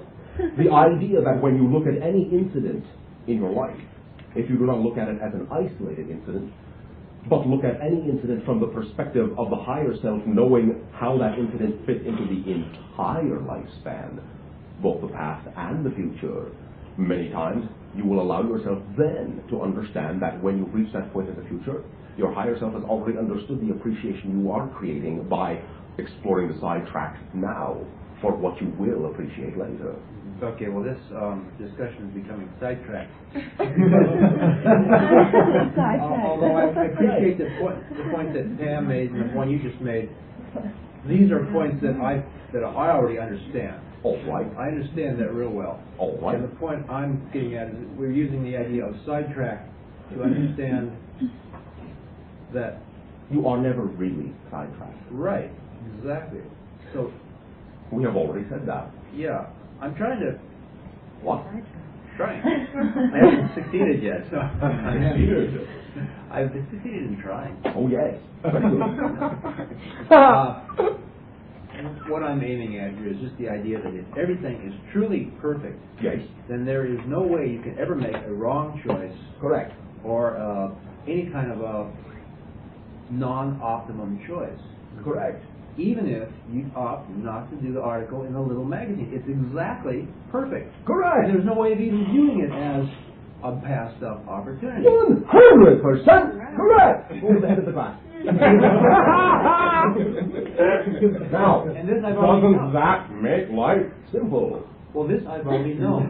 All right. If that's the case, why did you utilize this example of a quote passed up opportunity? Because that is the terminology that being needed to hear. Okay. And the terminology you needed to hear to come to the conclusion that you already understood the entire idea. Hence the discussion we are having now. Also, Bashar, you've already said that it's only our judgment that makes us think that there's something imperfect or perfect or wrong or, Yes. or right. Or so it's like if we weren't judging, it wouldn't even matter if we passed up the article. It wouldn't even matter if we didn't do what we thought we were supposed to be doing That because is correct. we wouldn't be judging. It would just be, oh well, another Yeah. moment in life, another moment in life, Yes. another moment in You life. would be completely in the moment. This is what I had understood. Yes. I've just taken a look at the way you've been stating things recently. I just clarifying things. Thank you. I have another question. All right. Did you have a statement just then? No, you were going to ask something. All right. As regards connections and myself, some time back and for some while I had felt that everybody else in the group had some understanding or feeling about how they were connected to this group and what their purposes in the group were. Yes. Not just not connections with other civilizations necessarily or Earth server that, but the connection within the group itself. Yes. And I always felt like, well, I'm coming to this group. I don't know really my specific purpose for it, although I knew that I wanted to do it. All It right. excited me. Good enough reason. Yes. And in certain respects, I kind of felt like I was outside the group because everybody else knew what their connections were. No, this is the viewpoint that I had. Yes. Although I still don't know what my connections are. Well, I probably know them. I know that I know them, although consciously. All right. What is the point? So, can you help by reflecting something to me that I would enlighten myself in this respect with? Yes. You can continue to carry on your life in such a manner as you can create conversations with any individual in your group and find out what their idea of their purpose to the group is. And in this way, every idea that you hear from anyone else will reflect a portion of your own identity to yourself. Okay. If you say you are and recognize that you are somehow connected to the group, then allow yourself to always bounce the light of your internal self off of any facet in the group and see what you get back. Okay. Well, is it accurate to say that I have connections to this group and the purpose for these gatherings? Of course. Yeah. Is it not obvious? Well, I have purposes unto myself. And you are not here with all these people for no reason. Well, this is something I just have to intuitively know because I don't consciously know the reason. You know, All right. when I can look at the reason, I go, oh, well, that's the reason. That's obvious that I'm connected. May I make a suggestion? Yes. Your civilization does not count. Just being here with all these people as a valid reason in itself. Yeah, true. Therefore, you have your first obvious reason. Just being here with all these people Yeah, is the okay. first obvious reason. The rest is up to you. Well, I can see the obvious reason. Oh, well, thank you. Next! All right, you. Okay. Going on a different subject here. About a month ago, I was regressed to a lifetime in ancient Egypt, and I was a male, and I gave my name as Sakra. Okay, well, I dug up some literature, and I found that there was a town in Egypt. There is a town now called Sakra, and from that town at sunset, you can see the pyramids exactly how I saw them while under hypnosis. So I thought that was a good verification. I accepted it. All right. And I put it aside. All right. Well, Carol had us over to dinner Saturday night, and I was discussing this very point. And then she dug out some literature she had on ancient Egypt, and she found that there's a paper, and it was titled Sakra, the School of Mind Over Matter. And very exciting. Yes, this name keeps coming up, and I know that it was my name, and I really want to put the pieces together. You are, obviously. Yes, but Yes, well, but, yes, but, We yes, want the but. finished puzzle. if you can shed some. You never will have one. I know. Except you will create different levels for yourself in which the idea of a puzzle will take on, I'll say, less negative connotations. They shouldn't show us the finished puzzle on the box then before we come. They do not. Well, how do we know it's going to be finished then? It's like we all. It is always, if it is finished at all, which it never really is, always finished within you. Never in the pieces themselves. You are what put it together in your mind. Well, in this lifetime, I didn't think that I had any. In fact, I went through the lifetime, and I don't think I had any psychic awareness or abilities in that life, although I didn't explore that deeply. But I should say you did not. no.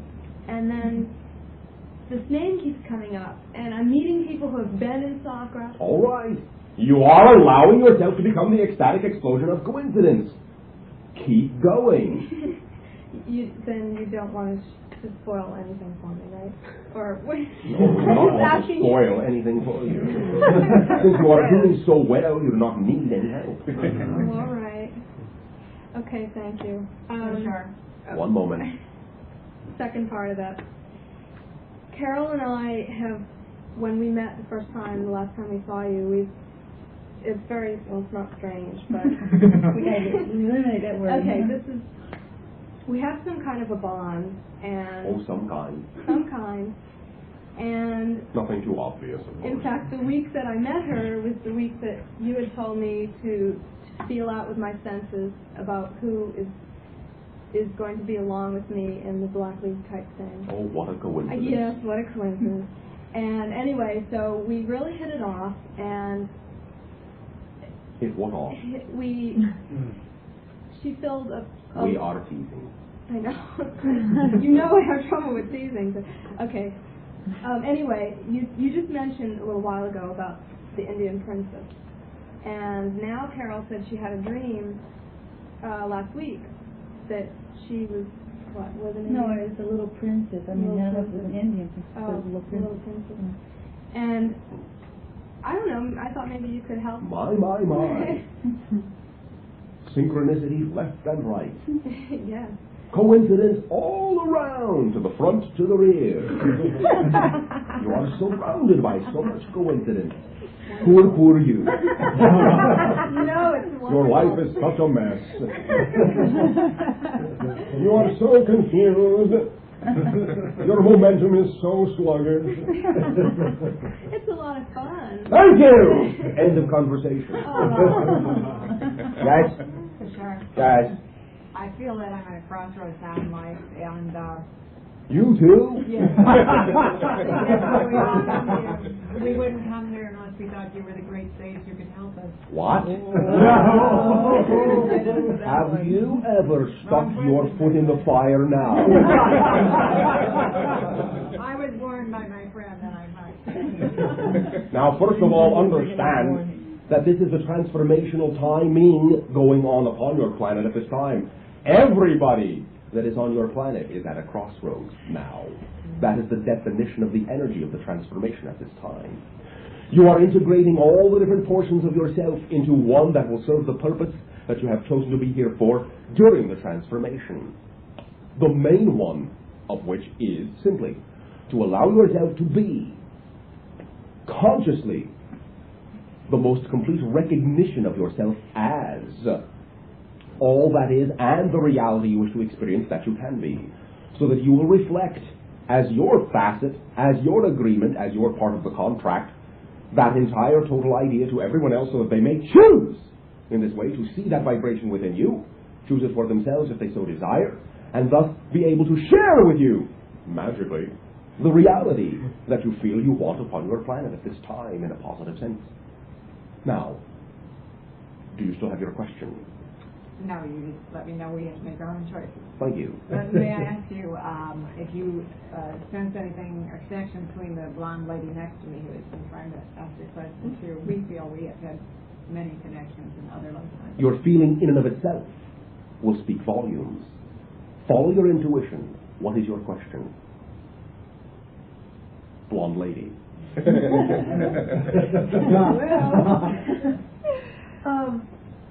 I have several. All right.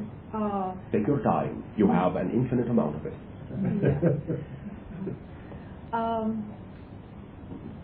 my dream state has changed lately a bit. More surprises. All right. It seems that I'm more conscious Yes. of exactly what's going on. Well, the other night,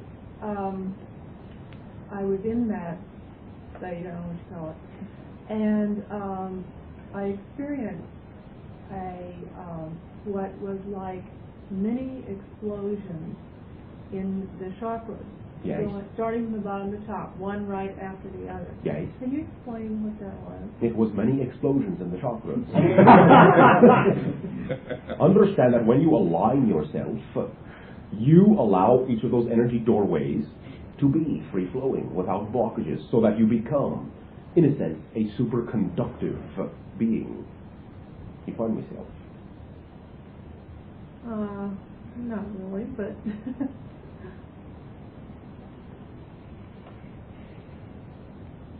Do you become the idea of the vibrational self? Do you comprehend that state? You as a vibrational being. I don't know. Use your imagination. Can you do that? Yeah. Can you create pictures in your imagination? Yes, no, maybe. Not pictures as... Feelings. Feelings. All right. Can you feel yourself to be, rather than the physicality you're used to sensing, can you feel yourself as a compilation in the outline of your body of simply energy vibrating around very quickly, forming the illusion of a physical shell? Mm-hmm. Can you feel that idea? Yeah. Can you recognize that there is some, in your terms, regularity to the vibratory patterns in such a way that in the same manner as what you term to be magnetic fields around a magnet, you will find energy fields around your own body, looping in and out, back and forth, round and about, spinning. You follow me? Mm-hmm. Lines of force, lines of energy. These are your chakra points. The explosion, the feeling of explosion, comes from allowing yourself to align them all in that way.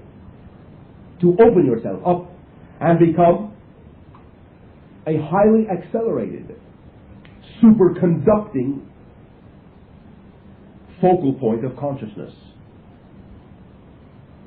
You become, quote unquote, a more accurate representation of what you actually are. As a being created out of the energy pattern of the homogeneousness of creation itself. You become an energy pattern within an overall sea of energy. Do you follow me? Uh-huh. You become a recognizable pattern, that which we call a signature vibration. This represents you. Anytime you wish to align yourself in that way.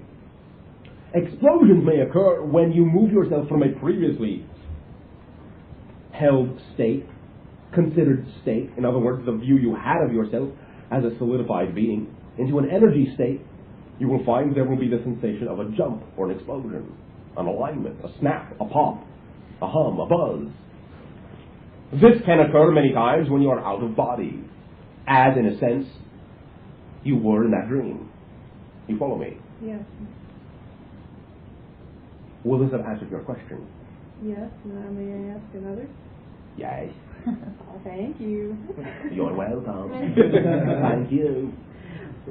Several weeks ago, I asked you about a symbol. It was an 8-pointed gold star, and you said it represents the symbol utilized by an extraterrestrial consciousness with whom I've been in contact. Would you tell me how the symbol was utilized, or is utilized? Simply that you have created in your mentality, in your physical mind, an 8-pointed symbol which represents the energy you feel from them, the flavor of their consciousness, as it were. Do you follow that? Yeah.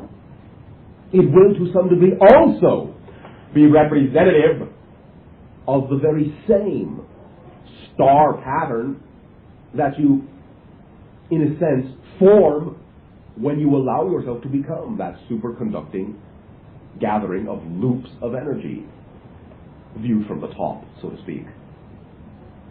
Do you follow that? Yes, I do. That will be why you have created the symbol. And your explosion of alignment will be directly representative of aligning to their energy in your out-of-body state and becoming one of them. Do you follow that? Yes, I do. You may also, for now, allow me to say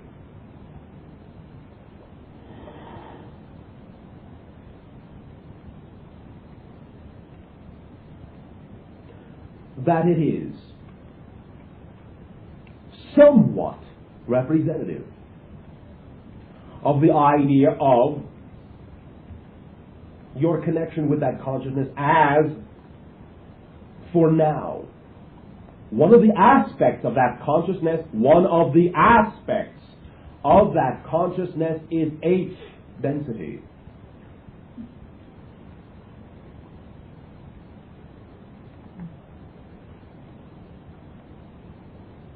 To some degree, there are also, again, Pleiadian connections. Do you follow me? Yes. The 8th density consciousness can now become, in your collective reality, a seed consciousness which can be communicated with in a few years of your time. Hence, you will see its projection into your reality when and where you need to see it. For now, it will be quite subtle. As it represents the first level of a completely different magnitude of dimensionality.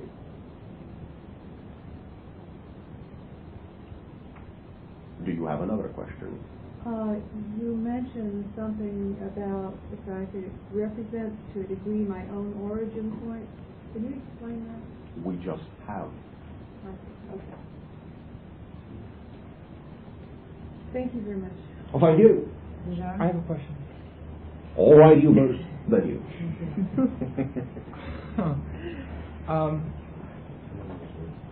I've listened to all the comments and all the sharings tonight, and a lot of it has struck home with a lot of things that I'm going through. Strange coincidence, I know. Right. I'm really stuck at a stuck point in my life with my relationship with Carrie. No, you are not. Feels to me like it is. Why? I feel like I just go back to the same beat, back and forth, not trusting myself. Remove your expectation. May I ask you a direct, what you call on your planet, personal question? Please. Do you like her? Yes. Are you sure? Yes. then remove expectation. If you truly love someone, it does not matter to you in what form they exist. Give her unconditional love, and you will be able to feel that unconditional love coming back to you from every corner of the universe. As long as you do not expect that it must come through one particular avenue. I guess what I feel like I've been a lot fighting with myself about and dealing with is that for a couple months I wasn't in a relationship with her, and You have always been in I a wasn't in the same relationship. type of relationship that I am now. So what? I wasn't in a relationship a romantic relationship with anybody, and I felt like at that particular point that was something that I was doing really well, which was unconditional love. I felt like that was something that was coming freely from myself. Then understand you have given yourself an opportunity to continue to create unconditional love, even if the parameters of your definitions change. Even if your expectations become the illusion that you have created them to be. Unconditional love exists throughout all illusion. But in trusting myself, then... The idea of trusting yourself is to trust that whatever you create is what you chose. Let it be serving you. Continue with your unconditional love and trust of yourself. Okay. It is only your expectation that has been shattered, not your unconditional love. I'm not quite sure that the expectation has totally been shattered yet. It seems pretty strong still. Understand again, there is no need to hold on to any one representative form of any kind of a relationship. The unconditional love will be the foundation for any transformations that take place, no matter what your outer aware mental consciousness might think of them or judge them to be, or become fearful. Okay, well this might seem really silly then. If there's no need, then why do I keep doing it? You tell me. I don't know. Yes, you do. Well, I guess a lot of it's... Perhaps you are not tired of enough of it yet. That could be one reason. Perhaps, again, as we spoke of before, when you view the situation within the context of your entire life, right, then you may feel like you know. Okay. Thank you. I have one more question. Quickly. Okay, quickly. My car was hit last night, or today, and I guess that's also some kind of... I'm giving myself something to look at, a reflection. I'm not sure if that's just self-trust or what that is. In what section? The front driver's side. The very front driver's side. Big dent inside. Smashed. All right. Do you feel, then, that instead of needing to steer yourself so strictly, you can, in a sense, so to speak, let your control flow to your higher self? Yeah. That is your symbol. Okay. Thank you. Simply that when you grip the wheel so hard, you become reckless. Makes sense. Now, paradoxically, allowing yourself a lighter grip will allow you to become reckless in another way. Uh-huh. Reckless abandon. Oh. Thank you. Thank you. I'm sorry. What? I really am sorry. I didn't Why? mean to interrupt. You did not. I like being polite. All right. Yeah. Yeah. There we go. No, I just have a very quick one after her. All right, go first. Bashar, I have two totally separate questions. I'm planning Of course. I'm planning to leave town for 3 months to work on a major project. I'm a writer. Have a good time. Pardon me? Have a good time. Oh, thank you. And I would like your, since I am obviously here for a purpose that's not quite clear, I have a feeling that it relates to the major trip to Big Sur. I was wondering if you could give me some insight. I just did. All right, I will have. I'm intending to. Oh, thank you. Thank you. That is all you need. If you are in the process of living, why stop it to ask and wonder what you are doing? Keep living. Life is the only process that will create more life for you to experience. You do not need artificial processes of sitting and wondering why. Keep doing what you are doing. Have a good time.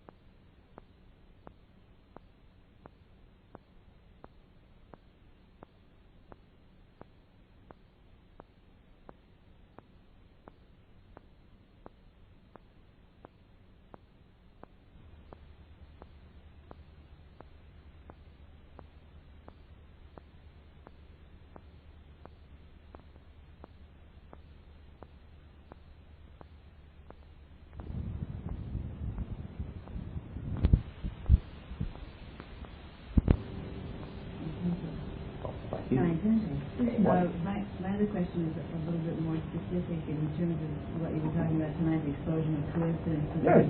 I've recently been shown the possibility that I may have lived my immediate past life as an airline killer pilot. And may have met Rick at the and there has more ramifications. Fire pilot, Marcia. Well, I'm a pacifist, so it makes it kind of difficult to see myself as a fighter pilot. Perhaps that is why you are a pacifist now. But that's what I was wondering. I'm running into all these other fighter pilots. Well, there were quite a few, you know. But they're not pacifists, so it makes it hard. Why does it make it hard? And what is it that it makes it hard? It is the conscience of pacifism. Pacifism. Hard. Well, thank you. I'm sorry, please. It's not hard. It's not hard. It's simple. Now, what do you mean when you say you are a pacifist? I'm an activist in nonviolent expression. Oh, all right. Very good. What does that entail?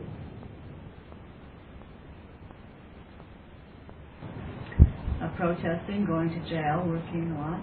Protesting? All right. In what way do you protest? I write a lot and I... All right. You express your views. A Yes? lot. Mm-hmm. All right. May I ask you a question? Of course. Do you hate war? You sense the trap, don't you?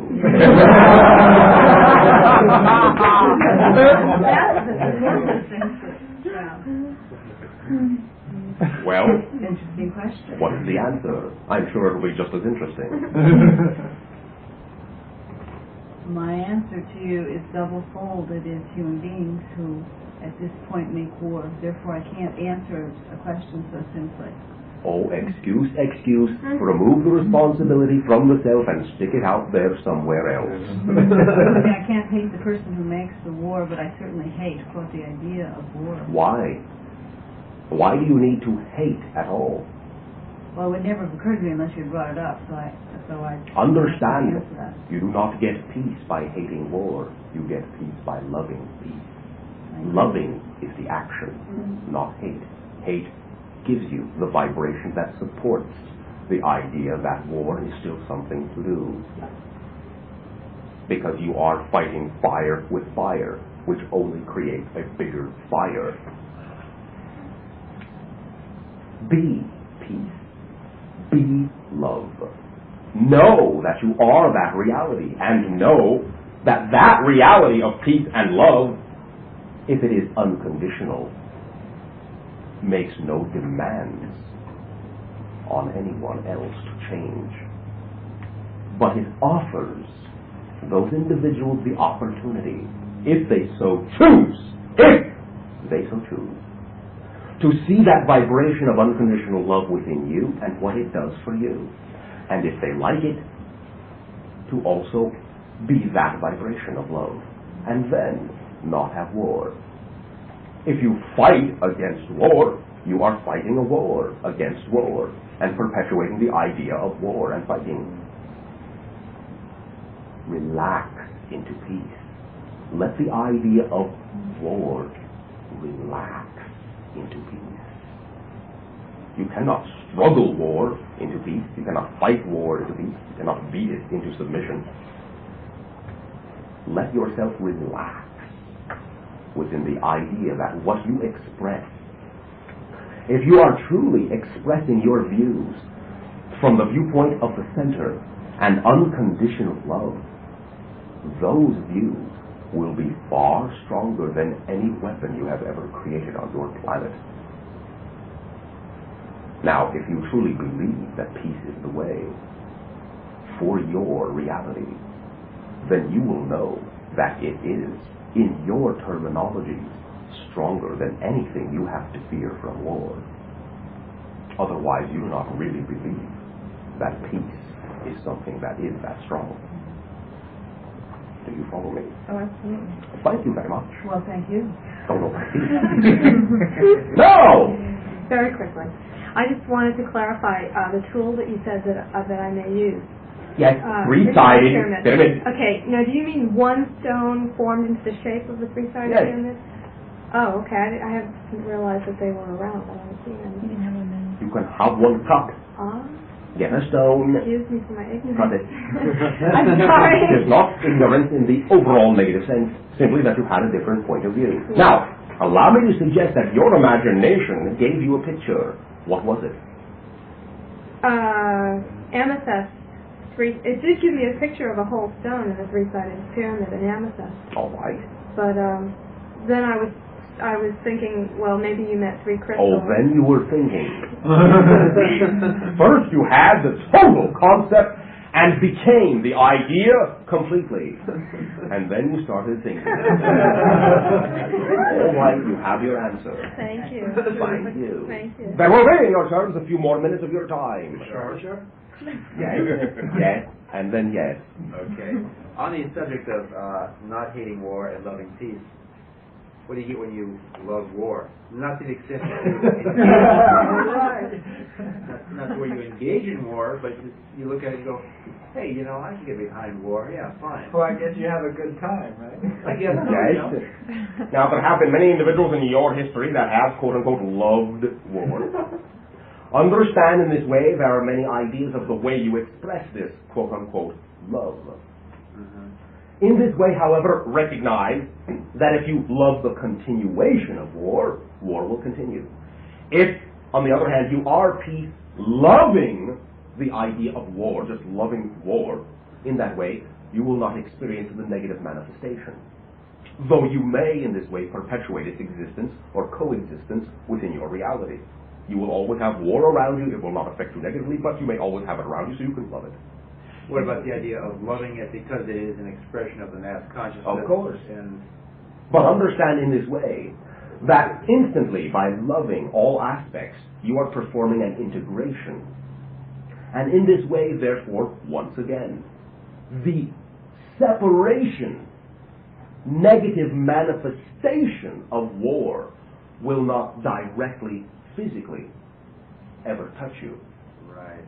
Also, if you are loving all that is war, you will also be loving the transformation from war when that purpose is appropriate for mass consciousness. Yes. Yeah. Okay. Thank you. Yes. Is there love in common between like war and say a football game? Like, you know, oh boy, Hitler is attacking France. Or, oh boy, they got our first down. Oh, yes, to some degree. Right, minus 1 million people that are dead. Who usually wind up playing the part of the football.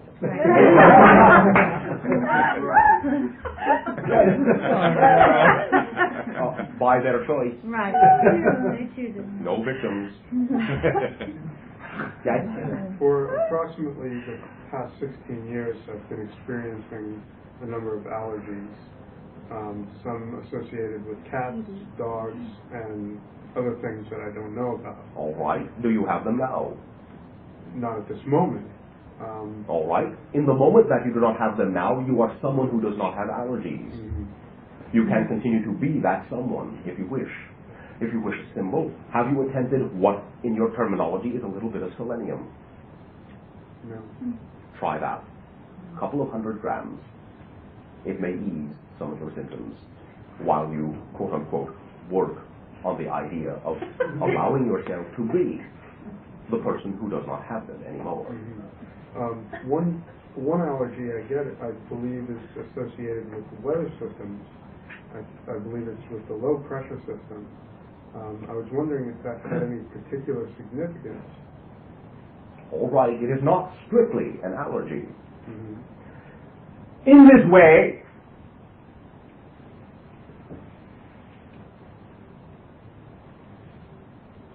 you can simply recognize the symbology of the pressure systems within yourself, within your emotionality. Your weather, as you understand it, is a product of your mass conscious emotionality. Do you follow me? Mm-hmm. In this way, you yourself can find that your own emotionality turned inward will create different variances of pressure system within you.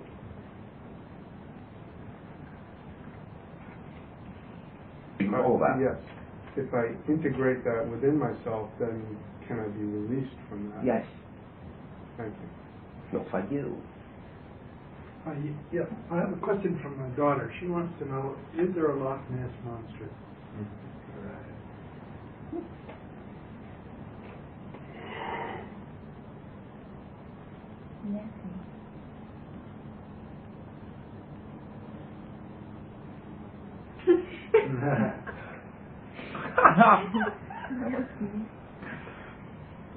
Not as you understand it, no.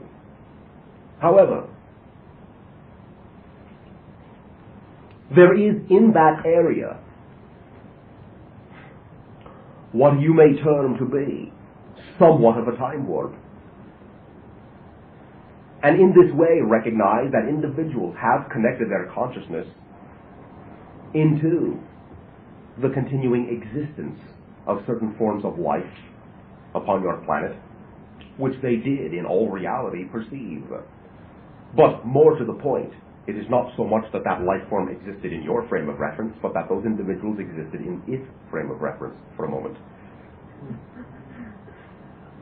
There is in that way creatures that do exist in that area, but they are not exactly of your time frame. You mean like a dinosaur? Yes. But you have the ability in that area to step in and out of that time cycle. It is a natural warp, much similar to the idea you call the Bermuda Triangle, though that is more of a quote-unquote spatial than a time warp.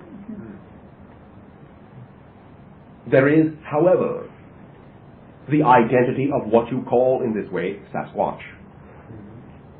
It is a being which is interdimensional in aspect and does from time to time exist physically in your realm.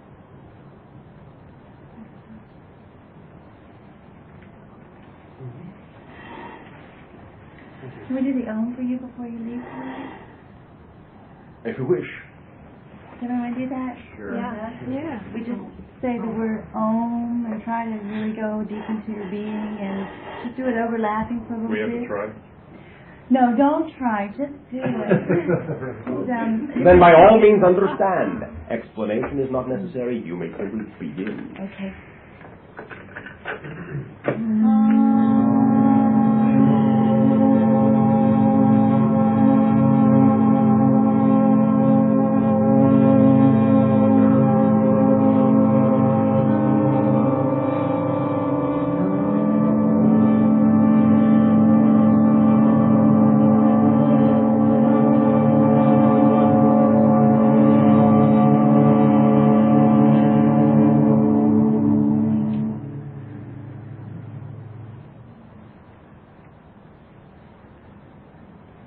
All right, one more time.